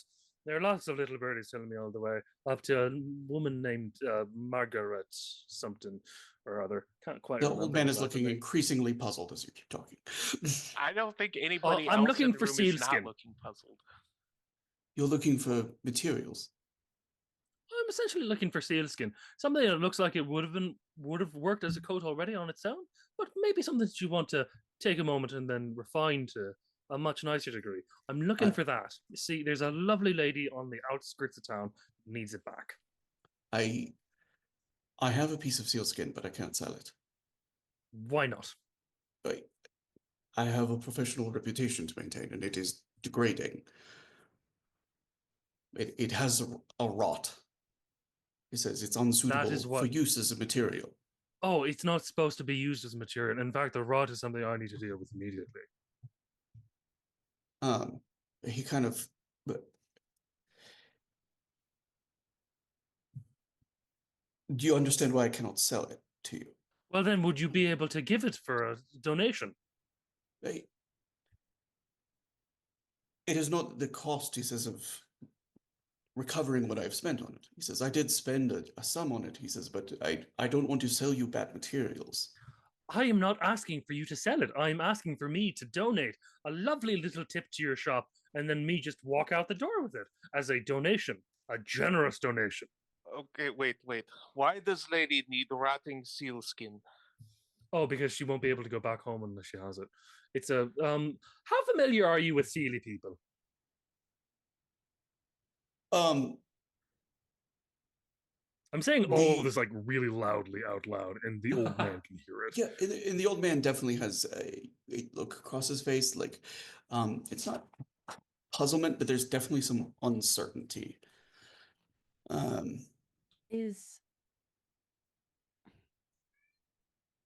yeah, Rosa wants to look at his arcana. And Len is like, Len understands, I think. She needs skin to be what she really is.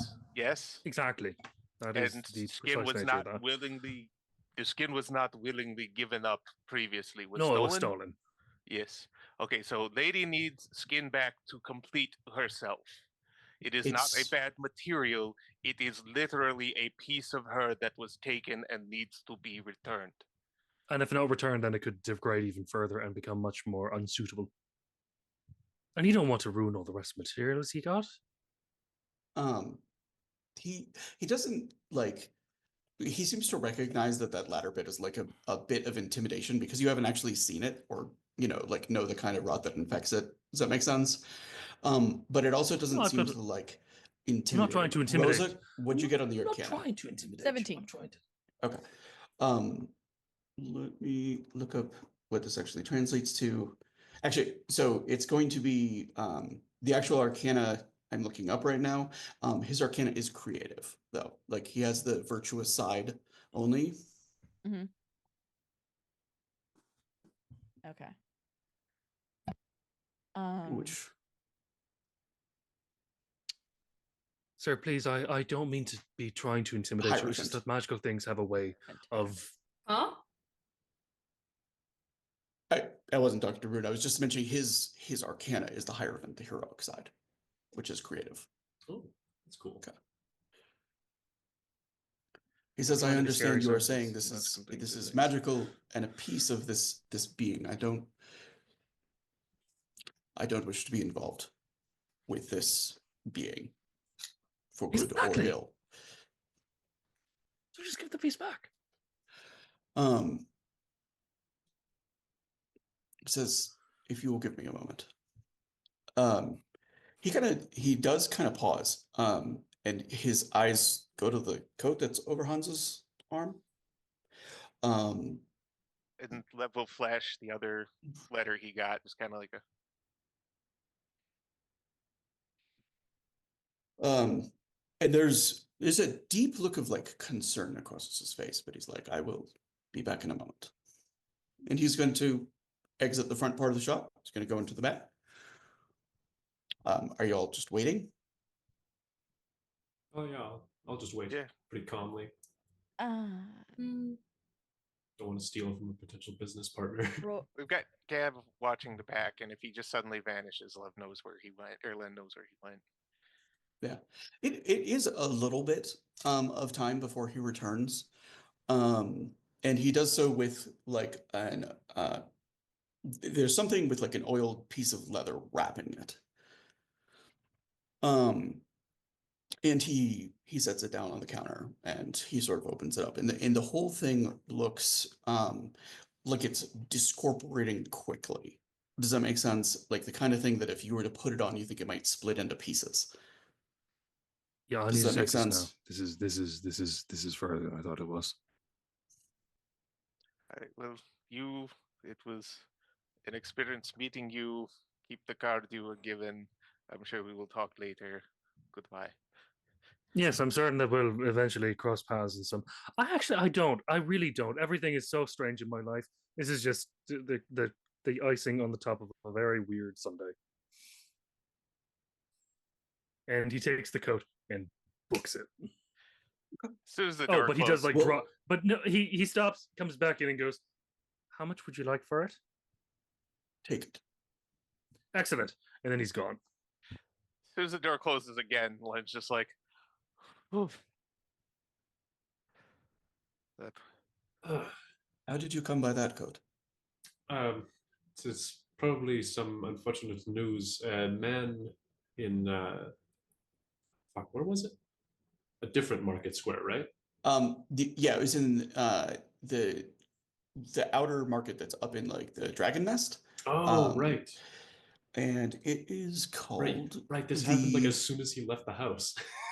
Yeah, it was like the Rheinhagen Amphitheater is Mhm. around the area, which is just an open air amphitheater. Yeah. So A man in the market in the Draken Nest came up to me, was rather injured, and he gave me the coat, told me to return it to you or to this fine establishment, and I assume was promptly separated from his physical body. After that, I did not stay to find out. Unfortunately, I probably should have, but some masked individuals gave chase, and I had to stay moving in order to keep the coat and its contents secure, I assume. I'm unaware of the surroundings. I know there's a letter in the pocket, and I've been told not to open it because there's some important thing far beyond my understanding of the world. and he moves to the front of the store and he kind of like draws the shades over the windows. And as he's moving, he says he was 5'10". It says sort of blandly handsome. He Yeah. looked well, but not that you would remember him in a crowd. Yeah, not like striking, but very well put together, man. Yeah. And Len, that's exactly describing the body that you found at the same yeah. time. And Len is like, yes, he was surrounded by discharged pistols and a dozen mask-wearing corpses. Mask wearing. What kind of masks? Kind of a poorly constructed skull, was it? Yeah, it's like a paper mache, like a prop, not high quality at all. Just kind of like improvised masks. Kind of look like the top half of a skull covered most of the face of these kind of thugs. I don't know how to describe them. The ones we caught and killed had better masks. Indeed, there was 3 more in red, yellow, and green masks, one each, that see that we fought and were much more put together in terms of combat. I believe 2 of them made off, and one was killed, and I believe used as a bludgeon against the others, which was killed quite and impressive. wielded by Gav. Indeed. Nearby. Says, it's quite a spectacle. If I were not involved, I would have found it quite entertaining, to be honest. He says, this man that you found, he is known to me. He says his name is Benoit Jantot Dutoil. And Jantot is a Vendel name. So like it sounds like somebody who like lived in 2 worlds effectively. Does that make sense? Benoit Dutoil is Montaigne. Oh.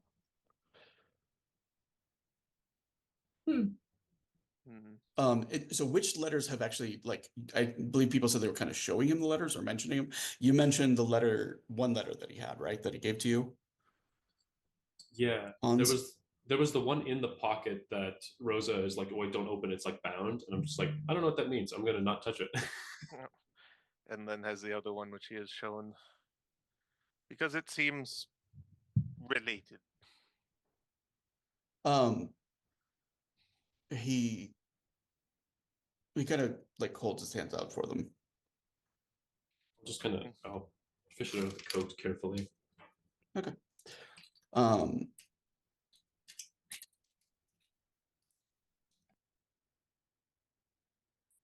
This is the letter that Len has. He takes a small, pen knife and he just simply like cuts through the seal and he opens it and his face saddens. And he gives kind of like a very long sigh. And he says, "I know who this should go to." The other one, he also takes and he pulls the penknife out and it looks like he's about to cut through the seal unless someone is trying to stop him. I would advise against that for the time being. An associate of mine has warned me of some unnatural qualities that Says, a person I consider, he says, a friend has given their life to see this letter delivered here, and this is the only way that I will know where it is bound to. yes, these qualities are beyond me. So, and he is Rosa making a point of watching when he cuts through it? Okay. Go ahead and make me a staves roll with your wits, or with your resolve, sorry. ooh. Ah. I have too many tabs open, y'all. Oh.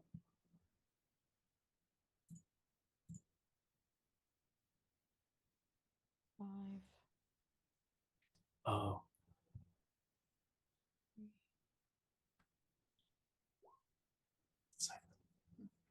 So 12. That was a terrible roll, but I literally got a 1, 2, 3, 4, 5. Ooh. That's rough. Full house. All you can see is that it just seems to cut through the thread, and you don't know what it does beyond that. But the thread does cut as the knife moves through the wax. So.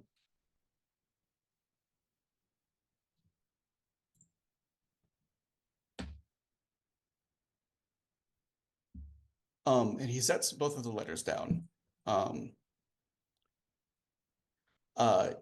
If people are having a hard time reading them, I can transpose the stuff that is on them into the text format, so you can just look at the text below it. But I wanted you to have a little. Small. I mean, there's one that I feel like is going to be hard to read regardless. Oh, the other thing is, so the letter that has the simple seal on it is in Vendel. Oh, I can read it. Oh, nice. The other letter, the parts that are understandable, are in Montaigne. Well, to Monsieur Pain, your sugar plum, and then many numbers. This is a cipher I do not know, which is unsurprising.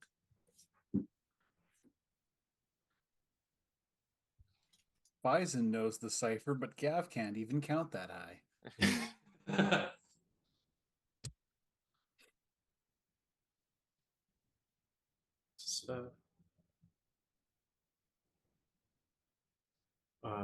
Well, what do you make of this whole situation? I assume Mr. Upman, namesake with the shop. Upman, he looks at the name on it, the to Monsieur Gabriel Dupay. Anybody who has an interest in Montaigne theater may say so now, because I will give you a roll to recognize the name. Len will probably have an interest, but he just got here, so like he likes theater and music. So, all right. So I will Gerard raised his hand. Gerard probably is the most appropriate one. If you want, I will let Len give you give you an assist on it and give you a free raise. Oh, Okay, I will take that. And what So am I rolling? Gerard will be the one doing the roll, Oh, okay. and you'll. Oh, since, we're assisting Gerard. Okay, that makes sense. yes. So what do you want me to roll? So this would be wits, and like noble is like a culture thing.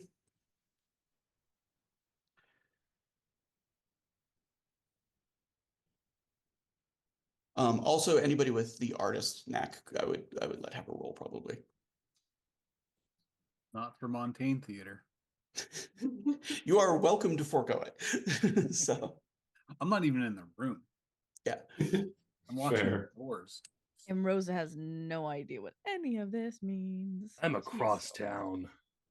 I grew up on a ship. I would lend him back. 18. Okay. 18. Nice. So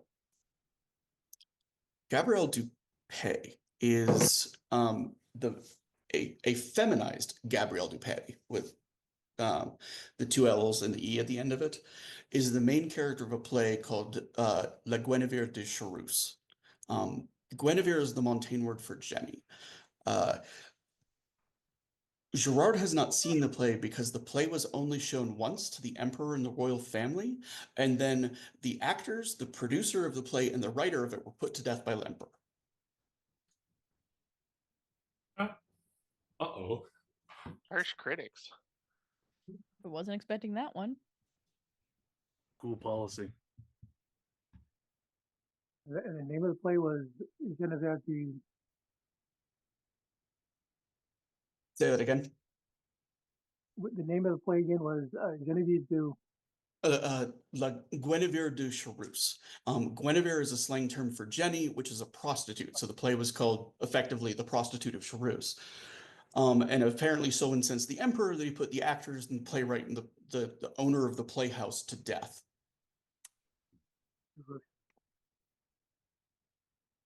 Oh no. Okay. Very popular in other countries, I'm sure. Well, yeah.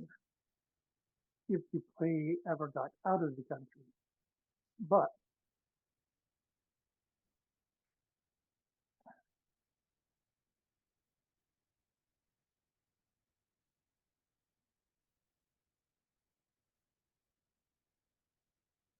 Um, I'm having a hard time reading it. If you scroll down, he did a large print version. You might have to actually expand the Oh, wow. window a little bit. I apologize for being dumb. so that our audience in the stream chat can know what is being said. Does somebody want to read the simple letter? I can, because I think out of the group, thematically it makes sense, because I'm the only one who can read it out of our group. Okay. Yeah. Would you be willing to read it aloud for everybody? Yes. I almost started reading it from This Letter is in Vendel. It's a great start.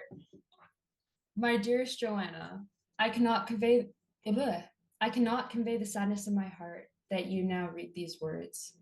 If you are, I have fallen to some malady or misfortune of my occupation, and I will never again know the delight of seeing Kirk on the horizon and knowing I will soon hold you in my arms and marvel at how much taller our children have gotten since I last visited.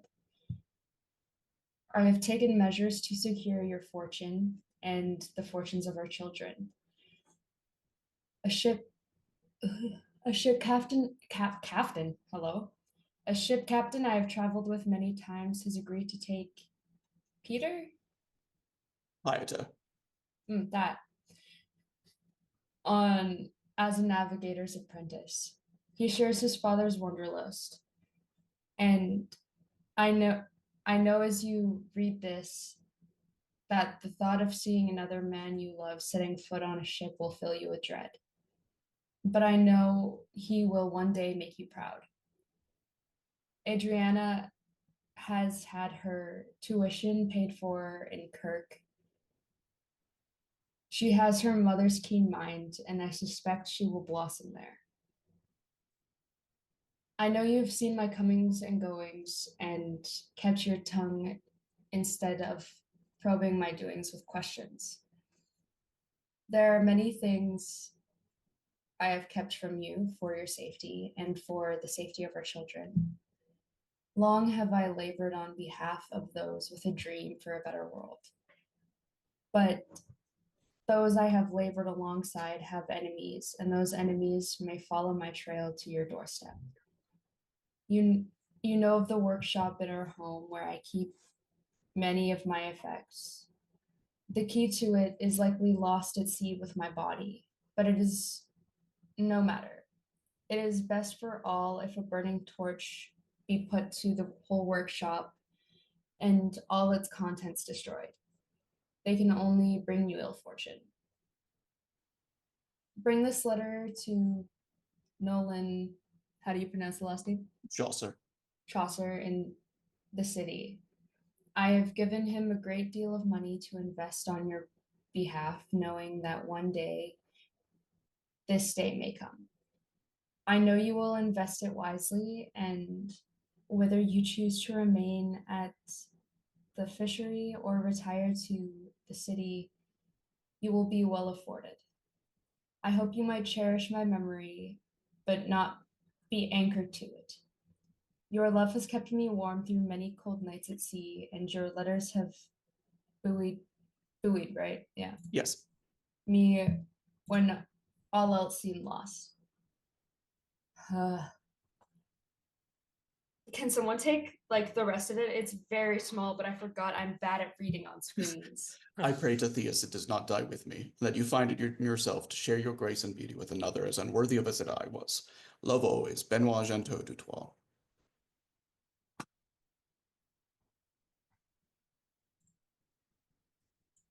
You're not very good at swimming, yeah? Not that he's there. And the Upman like takes the letter and kind of folds it back along the lines it's been folded. It's old enough that it's clear it's been carried for a long time. And he says, I will make sure this finds its way to Kirk.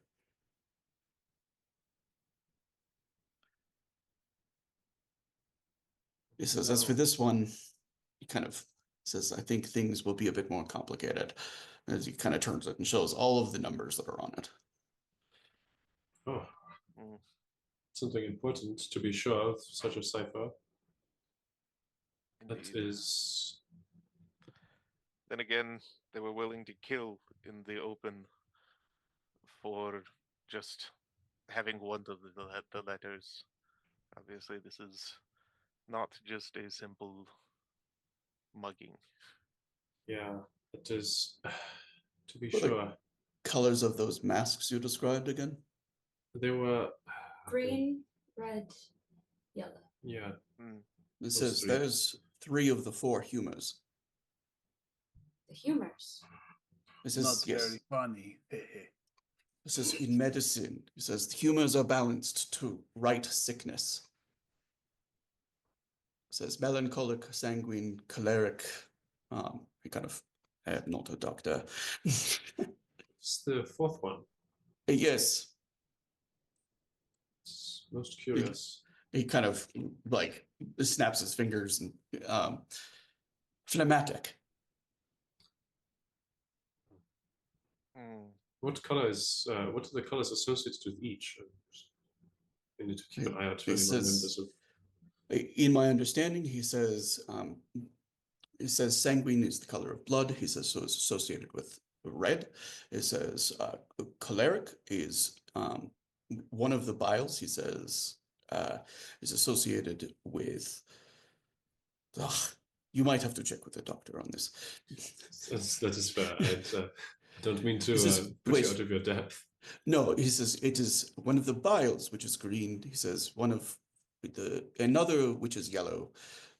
So melancholic and choleric. He says, I believe are to check with the doctor. But you say the humors are involved with health or He sickness? says with medicine, he says humors are either drained, he says, in order to balance out. They're balanced between one another in order to restore the passions, he says, in the health of the individual. So did they do this thinking it is necessary to ensure the health of something? I don't know. He says they have taken the life of a friend of mine, so I don't think they are doctors. Yeah, I'd assume not. Is there some kind of oath to not harm people that the doctors have to take? Okay, not Since the out days there, of so- Numa, he says such an oath is common, yes. Whether they stick to it. He says, I suspect more likely it is metaphorical. Yeah, that makes sense. There is. That means there's a fourth out there somewhere that is not good news.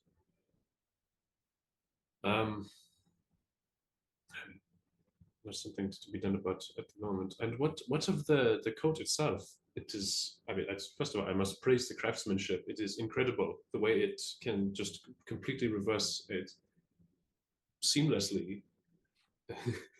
Ironically enough, it is. That is one of my coats. He says, although I did not make that particular feature, he says, for anyone besides Benoit. That is. It's incredible. I had it back up very carefully. It's clearly a. I would like to give this one to his wife, if you do not mind. He says, but I deeply appreciate you bringing it. Wearing it would probably be a bad idea, yes. The problem is, as I see it, is that we have been targeted by these people and we did not kill them all. So we are known, and he looks around at the group. We are very distinctive individually and together. I don't know what you're talking about. As much is also true. That didn't actually say that in character. okay. I just think it's funny because she is very distinctive. Yeah. Oh, I wonder who this black skulled gentleman is. He's a strange person. Oh, no matter. There's As another I'm day in walking out of Freeburg. town. Past Yep. 5 of them on This the must way be to the regular get some stuff. pretzels. But yes, so it seems that whatever this is, like it or not, we are all now involved. There is a shared target, it would seem. I haven't even been here for a week and already both boots in. I mean, it's kind of just the way things go in Freeburg. As a way of roping you in, whether you like it or not. Question for you, Hans. You are also a good-looking gentleman. Do random old women come up to you and try to set you up with single ladies they know? This is not the way of my hometown. Why don't you just tell her that you're seeing someone? Random women, have you been up in near the Dragon's Nest? That is where I came into town and found lodgings. It seems you have also met Gertrude. She's so kind, and she makes very good small baked treats for me all the time. But yeah, I have fallen to the same plight. I have moved into one of the houses she rents out, and it seems every day or every other day she's knocking on my door and bringing me a nice snack, but also tells me these lengthy stories of new women who have moved in, or someone, oh, you should help carry groceries, and try to talk to her. And I'm like, Gertrude, why don't you tell her don't that have there's another woman you're interested in? I don't have the heart to turn her down. She's so sweet and she puts so much effort into it. I don't have the heart to disappoint her, at least not yet. Yeah. She's gonna keep trying. I know it. I have to deal with it. The thing with old ladies, even in my homeland, you lie to them, they will find out, and that is worse. Indeed, that much is true everywhere, I believe. I'm sorry, Rosa, you were saying something? Oh, señores. Or señores. Or is she And addressing You're them? not decided you're Senora, interested in senores. gentlemen or gentle ladies. Yeah, Yes. Indeed. but anyway, so odd Indeed. aside, also That's aside, yeah. what The Vestin is already having a hard time with Aizen, and now she's having to try to learn Vadashi. have learned espresso. So starting somewhere. Upman is studying the letter with all the numbers on it intently. He says, "Do you know anyone good with numbers?" I'm decent with numbers, but was never a clerk or accountant. Rosa, you know somebody very good with numbers. Wilma is the accountant who like runs all of the everything in the city. Yeah, she'll take it. Si, Signora Prost. Sehr gut. Oh, that's the wrong language. Yeah, proof that I don't speak this at all. Is very good. I would like to see this letter delivered, he says, and any clues as to who it should be delivered to would be appreciated. Si, signore. Thank you very much. This is for returning Benoit's coat. He looks to Hans. This says, if you are ever in need of repairs, they are on me. So it's, class of sciences is much appreciated. I have a feeling I will be taking up on that somewhat frequently, given some of the things we've run into as of late. He kind of like he takes a look and he sees where there's like the hole in your coat from the knife that went into you. He says, "Leave that here. I will fix it up for you." It's hard to part with, but very well. I will not deny a craftsman opportunity. Take it off. Make sure Runa and Hans have matching double checks the holes. pockets. Runa's what? Runa has a matching hole in her clothing as well. What? No, because she no. she had a sympathetic wound, so she took the wound and bled into her clothes, but she doesn't. That's right. Right, yeah, because I took the wound doesn't mean that my clothing does. Yeah. Right. Yes. He does seem to like look to where there's the blood on it though. He says, "I can." Has anyone fitted that shirt to you? No. Come with me. Okay. Gestures towards the back. You see, he like pulls down a ruler and like. Well, before you ply the trade, a complication occurs to me. Being distinctive and being that we know we did not kill everybody who attacked us, and that this is some sort of secret group, some sort of cult, whatever it is, we all came to this store together. Which means it is very likely that we were seen coming to your store together with Coat. What did they do last time they ran into us? They ran.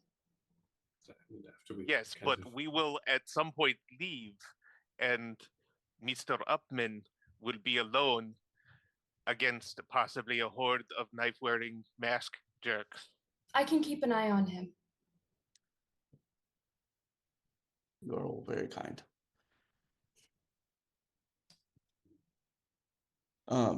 And to you guys, she kind of just pats her root, like the rune that's like right here.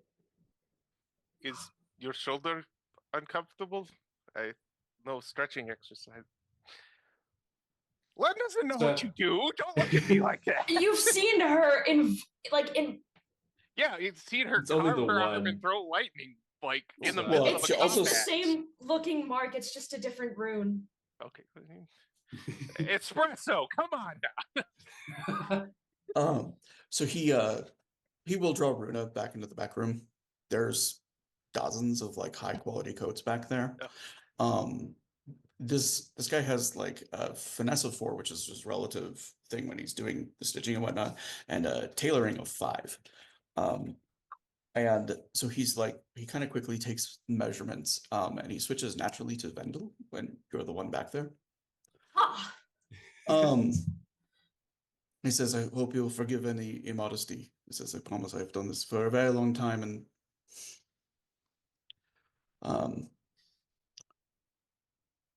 you know, he doesn't have her like undress at any point, but he does like take measurements and puts them onto the actual thing, and then he offers her like a replacement to wear in the meantime. Does that make sense? she'll take it because she's just wearing that. Okay. Yeah, and you see him like kind of just quickly go to work, and with just the few marks that he made, like when he hands it back, it's like fitted precisely to her figure. And you know, still leaves her arms bare and everything like that. Most of everything that you saw was kind of like the, you know, lift arm, you know, turn around, that kind of thing.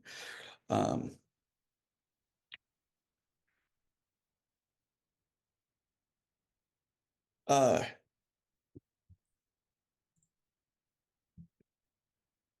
the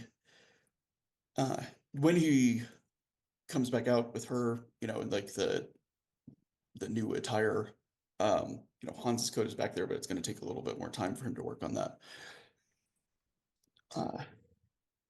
And is the party trying to go see Wilma today? That seems like it's in order. It's Okay. at least for Rosa, it's deliver this to Wilma. And oh shoot, we don't know where Arthur is, so we can't tell him about the theater. I can check on him, but you don't know that. Yep. Okay. I can't communicate with him, but I can check on him. But you don't know I can do that, so how would we communicate that? Yep. Rip. Well, So unfortunate. well, because she's only used that rune once. So let's do that real quick. Let's have her kind of look in on Arthur, so she can figure out where he's at. So if you look at the map of Freiburg, along the northwest, or sorry, the southwest, there's a curve between Der Wachtturm and the Der Roth, that like you see all the kind of gravelly looking area. That area is lined with small caves. Many of them that are only like large enough that a child could get into.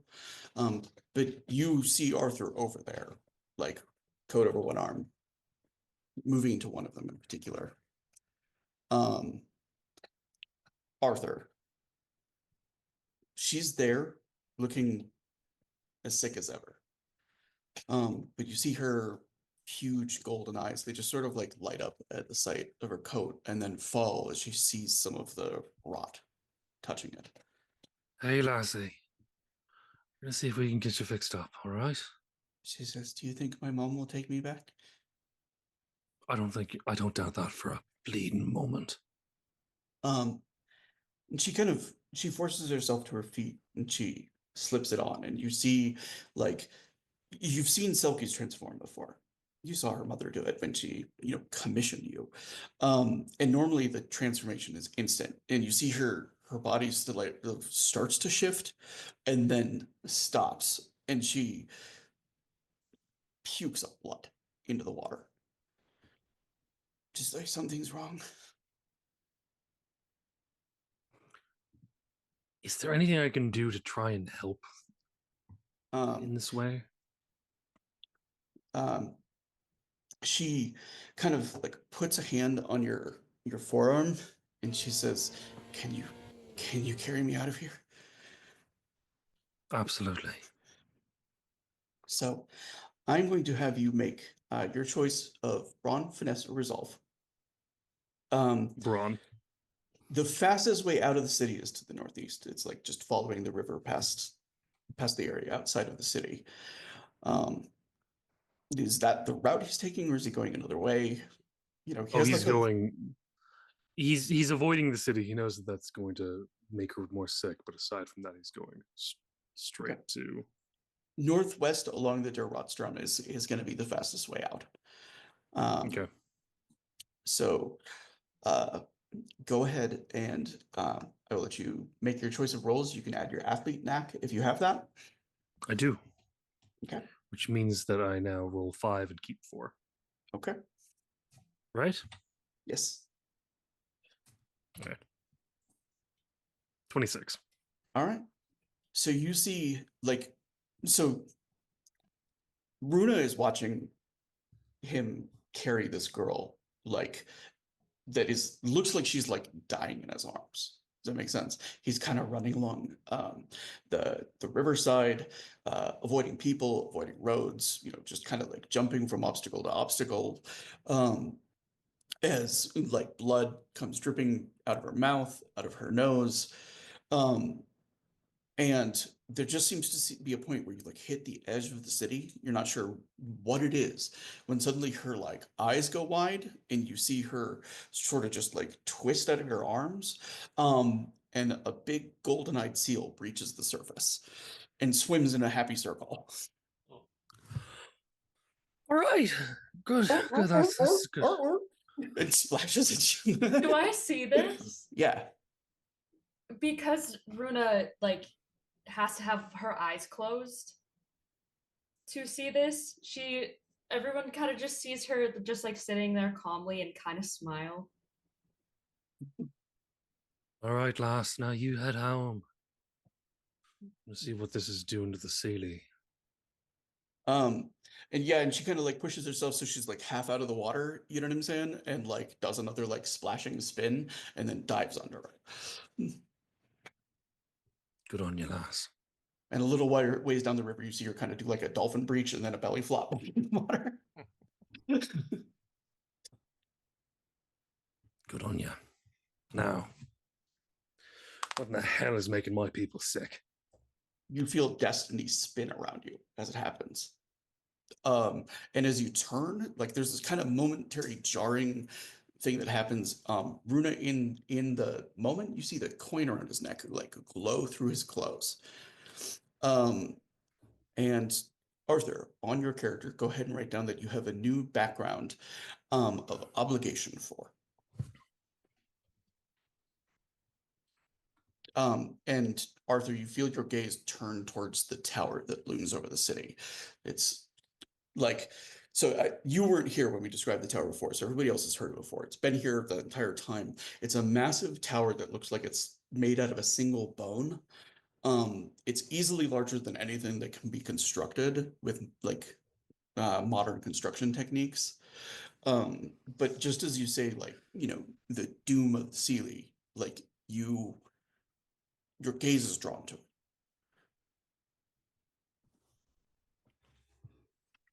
Well, now I know what I'm doing. For the most part. Set that thing on fire. Runa, you have an idea where he's at. And so let us. What is the plan now? Does Rosa want to go try to find Wilma that night? Find Wilma, kind of give her the update really quick and let her. We can split, divide and conquer. Yeah. Well, the last thing 'Cause- she was gonna do is just go back to the theater. Okay, so divide, reconvene at theater. Wilma has a wits of 5 and a cryptography of 5. Ooh, Specifically as a specialization and an expertise. So I'd also like to go see Wilma at the same time. I will join. Do not know who Wilma is. That was on card. Si, signore. Should we meet her or? Si, signore. So Gav, wash your hands. Then come with me. Should I won't. Just someone keep track of what's going on and let me know. I'll go find Arthur. Of course. Does anyone want to come with me? So, What's Gerard doing? Gerard's been sitting at the coffee shop waiting for y'all to come out. So. That's true. We have not. we've been not out. talked to We've him. been out. I think This this is is like the permitted. post meeting. Yep. yeah. So there's one group that's going to Arthur and another that's going to Wilma. As of right now, I am the only one going to Arthur. Runa Okay. is the group unless somebody else is going. That's fine. Well, Let's cover that real quick. I'm kind of rushing for time because we're near the end of this, and I would actually like to give you guys the letter before the end of it.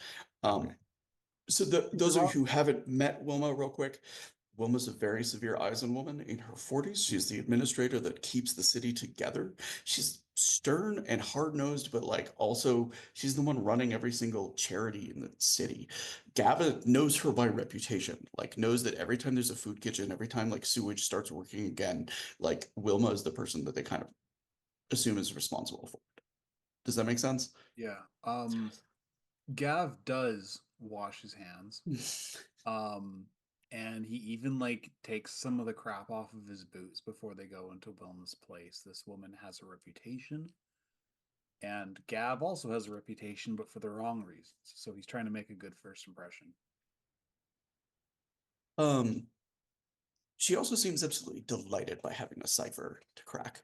It's like one of those things that for a mind like hers is like, oh, fun afternoon, like a crossword puzzle. Sudoku. Nice. Finally, a break. She takes a glance at it and it's like, oh, it just starts like writing on the sheet of paper. You know what I'm saying? Like, and then she kind of like pauses after she's finished and sort of like is absorbing it. And then she says, oh, you should get the others and bring them here for us to discuss this. Ah, Very well.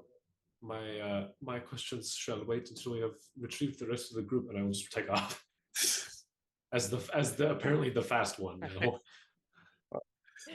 We'll find Arthur kind of Leon. making his way back towards the city, I'm assuming. Arthur has been known to. Arthur kind of just takes his goal and just starts going with it. So he's heading directly towards the giant city boner. So I'd say they probably run into each other. Yeah. Because if everyone else is going to see Wilma, it's around there. Yeah. So she would just continue on. Yep. Yeah, it's actually fairly close to like the pier where the caves are, where the girl was, is where you guys meet back up. Ah, lovely Runa, was it? Correct. I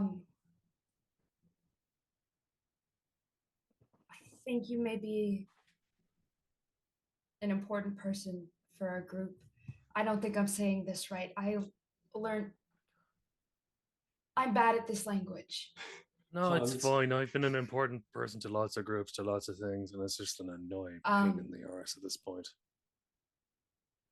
Hans pops out a door like a couple buildings down the block, and you see him like gear up to run, and he sees you just like, and waves and starts kind of walks over. Hello, have you spoken to Arthur about the He's right here. I know, I don't want to repeat a bunch of things. Don't want to bore him if he's heard it all already. Yeah, if it makes you feel better, rambled. then nothing's really been said at all at this point. I'm really bad at Eisen. That's right.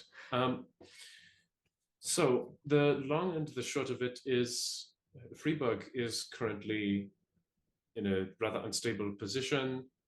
I'm sure you've seen the Wachtturm. Our previous leader, I suppose, is the easiest way to put it, has passed on to the other side, and the city is plunged into chaos because it is on what could soon be contested territory. The group of individuals is the polite way to say it, that you met at Upman's. Group of arseholes. That's the word you're looking for. I was going to say chucklefucks, but that's also good. Yeah, that's also a good one. We are all we have formed a new group at the behest of Wilma Prost, the kind of I'm forgetting what she is. Administrator. That's right. Bruno will say administrator. Yes, Because right. I feel the need to prove that she's not dumb. She's just bad at Eisen. Yes, right. She's kind of the administrator and accountant for the government, I suppose, the controllers of the city. And we are forming a somewhat investigative group to root out troubles and try to keep the city as stable as possible. And somehow all of us have very strange secondary objectives that are somehow all intertwined. I don't know. I think Some people will say fate, some people will say other things that are more frowned upon. No, in this fate seems to be particular the way lands. that the world works in that sort of way, doesn't it? I plan to take down that thing. And he just points at the giants. I feel I that admire your ambition. However, as far as I know, this thing has stood through the tests of several conflicts and many attempts to fell it in the past. So, I mean, if it's, I believe we are meant to prevent that. I believe that is something we are Meant to prevent that. Okay. Well, you and I have opposing objectives then. It I certainly seems that am still trying to interpret. Your vision I reason for had. doing something and my version for doing something are two different things. You see, I just saw a vision, and I'm still trying to interpret it. It doesn't really give you anything in depth. Ah, one of those. It's hard to explain. It's a rite of passage thing. No, Uncle Jack would explain some things like that as well. It's a little bit of an odd situation there. Yeah, you know, as long as I can make it so that the Celiar stop being poisoned in the city, that thing can stay. But really, I feel like I'm going to need to cut that thing down like my Uncle Jack did with that beanstalk a while back. I mean, it's if that is the means to your end, I will cross that bridge when it comes to that. I think we should walk and talk. Indeed. If I you're thought, over were here, we not walking and talking? I don't know what I've actually, been doing then. I Yeah. don't Have I been know. shouting at you while we've been speaking? Well, So, no, yeah, because I probably we Turn back. kind of went Yeah. and then Hans went to run and saw us. It Yeah, I've seemed come you were over coming and to kind of us with started. a bit of urgency. Well, yes, Vilma has deciphered that letter in what can only be described as literal seconds, which was quite surprising. And she has requested I track down seemingly you and you, of course, Arthur, if you feel so inclined as to join the. We don't really have a good name for the group yet, but Rosa's the band of absolute insane people that that may or may not be bastards by nature. All right, let's see if this is going to work out for us. Arthur takes the coin off of his necklace for a moment, flips it, catches it in his hand. Seems like I'm stuck with you, aren't I? So, at least for now. Is everybody present at this meeting? Is there anybody sitting it out? I think we would have. I think we have to track down Gerard as well. I thought you guys recovered him after the cafe. Or no? Yeah. Oh, yes, right. Yeah, we just did. My bad. My bad. Yes, we Gerard reconvened was at the cafe. What was going on with Gerard? Gerard was following Rooney. Wasn't going to let her go off on her own, but Oh, sorry. Yep. I didn't know. Sorry, Sorry. the ADHD and everything happening. I meant to say hello to you, you magnificently dressed gentleman as well. All right. Since we have 5 minutes left, I'm going to kind of run things forward. Do I have a volunteer to read the translated letter? Sure. Is it in any other? Is it in the lane? It's in Montaigne. Oh, then Gerard should read it. Yep. I'll read it. If I can find it. Here's the button. There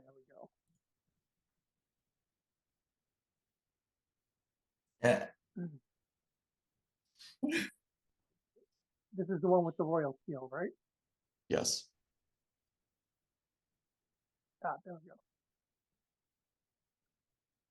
To Monsieur Gabriel Dufault, my dear husband, it is with heavy heart that I write you.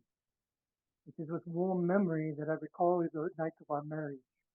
I, the least valued of my father's daughters, give it unto a commoner before his court. I am embarrassed, now that the depth of my shame, for you were kind and gentle, and shielded me when I needed it most, as you were once shielded Cheryl. I am with child. My mother is certain that it is a boy, and she has already whispered this news to my father's ear. For all of my life I have been nothing but to my father, but after 9 daughters, the prospect of an heir has suddenly made me dear to him. I am surrounded by lightning rods. My every whim is catered to, and I am close to his court at all times. This position has afforded me the chance to hear whispers, and in the dead of the night I did not hear my father arguing with the commander of his navy. The admiral had heard word that that Montigny's most famous general had burned his ships upon arriving in Usura. He had prepared a fleet ready to carry supplies and fresh troops, but my father laughed in his face. His words chilled me. General Montague has saved Chirot, the emperor and my dynasty. He is a hero to the people. In Usura, he will become a martyr to them. My dear husband, my father would see you dead in a cold grave and your son to grow up as his lord. I know you are a man of duty and of honor, and so beseech you. Remember your duty to your wife, to your country, and place them above your service to man who would see you dead. Return to me, my dear husband. Defy my father and return to me.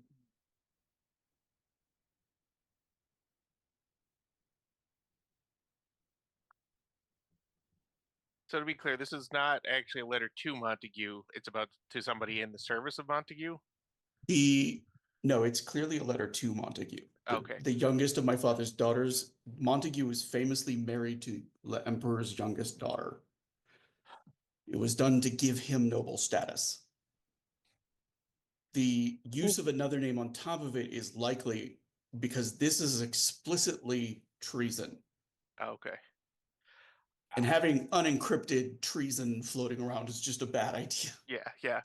This is the guy who kills playwrights because they write stuff that offends him. So everyone can Yeah. see Len's skin get very pale and his expression just sort of freeze for a moment before he's like, I owe this man. I'm sorry, go ahead. Gerard folds the letter up and stuffs it into a pocket in his jacket.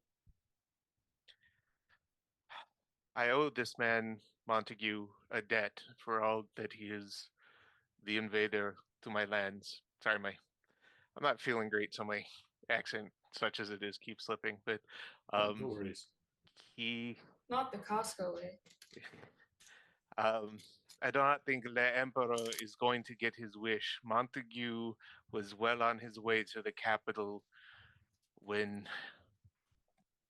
he defeated the forces I was dispatched with to assassinate him. He is a strong warrior, yeah? He is strong. His will is beyond iron, and everything the motherland has thrown at him, he has weathered. I do not think at this point, however, that he could turn aside even if he wanted to. He's too deep into the lands. This is dire news. Certainly seems that way. I can hate him as an invader and respect him as a man of integrity and drive. And I cannot stand for him to be murdered by the man he serves. This is The countryside wasn't on my list of things to get ready for today, but you know. That seems to be the way of, at least the people you're now in company of. Nothing really seems to be on our radar until it is already caught us up. To Wilma, Rosa will ask, so, in Vidachi, mind you. So, the Emperor is trying to kill his general? So it seems. It makes a matter of sense. Montague is a hero. The Emperor is reviled.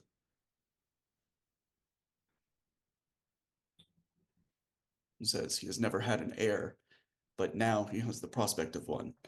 And that heir would be the son of a peasant and his youngest sorceryless daughter.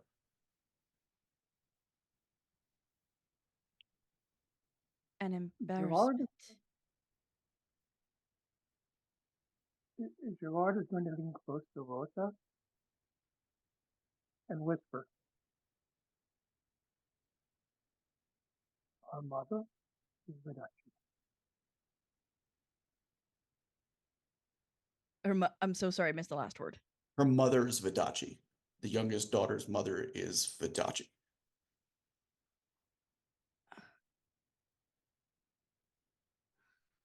Yeah, at that Rosa, that her temper is flaring, and she's just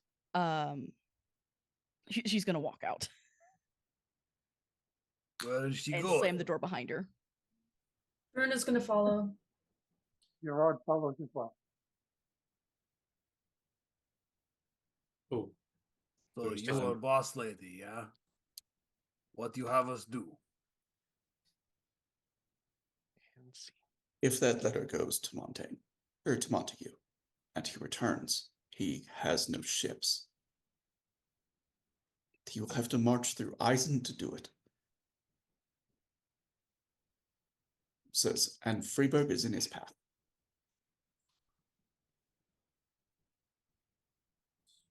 Then they If that go is- attack the city. Do we help a fella out? Regardless, a Montaigne army traveling through Eisen will pass through Posenlands or Hilgrenlands and then into Freiburg. We are the only city large enough for them to resupply. Whether we like it or not. Is yeah. Oh, Vilma, if you don't mind, I have just one small question. The man who was carrying this letter was attacked by a group of masked individuals wearing red, yellow, and green masks. Have you ever heard of I don't know. We spoke to a man, Mr. Upman, of the namesake of his coat shop, and he said there may be some metaphor for the humors. I'm not as well versed in medicine as I used to be. Have you heard of such a strange metaphorical group at all, or even some old wives' tale perhaps these people could be mimicking? I don't know of any group that uses them. The only organized group of some secrecy that I know of that has much medical understanding is the Knights of the Rosencross. Each of them are trained as both swordsmen and doctors, and their inner workings are secretive. That said, Dietrich Prost strikes me as an honest man. But he might have more insight into what such a thing means. I'll, make a note of that to perhaps discuss with him. This is strange times indeed. Don't know why I'm surprised. So I'm going to give Rosa, Runa, and Gerard the opportunity. Are they talking things out, or is Rosa just kind of leaving for now? Yeah, to Runa and Gerard, she cannot keep in the anger of so she's actually dropping how she speaks, and it's just I can't believe it. Just because she's not a Surega, they've decided to abandon her. That's bullshit. Is this an Eisen? This is fully an Eisen. Runa, for like in her head, kind of just goes, "Huh, huh, what the fuck?" held on to that Um, for 5 sessions, y'all.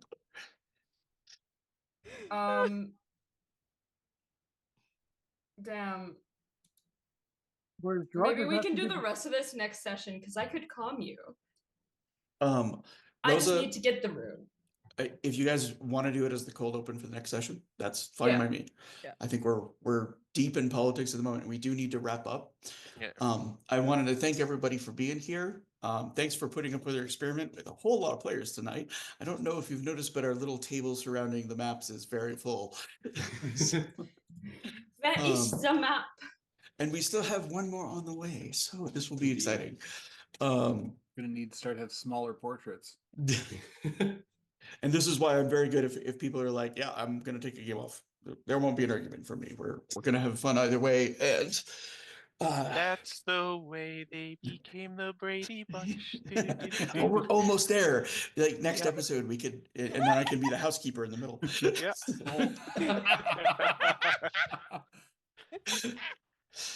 So All right. when everybody's here, it's a full Brady. Ow, I hit my knee. All right. That's the sound of brain bursting. All right. So our world is a very tumultuous one right now. And so if you don't have the energy to be kind to everyone, please be nice. Be nice to everyone that you can be nice to. Thank you all very much. We'll see you next week and looking forward to more Shadow of the Wachtturm. Good night, all. Good night. And I Bye.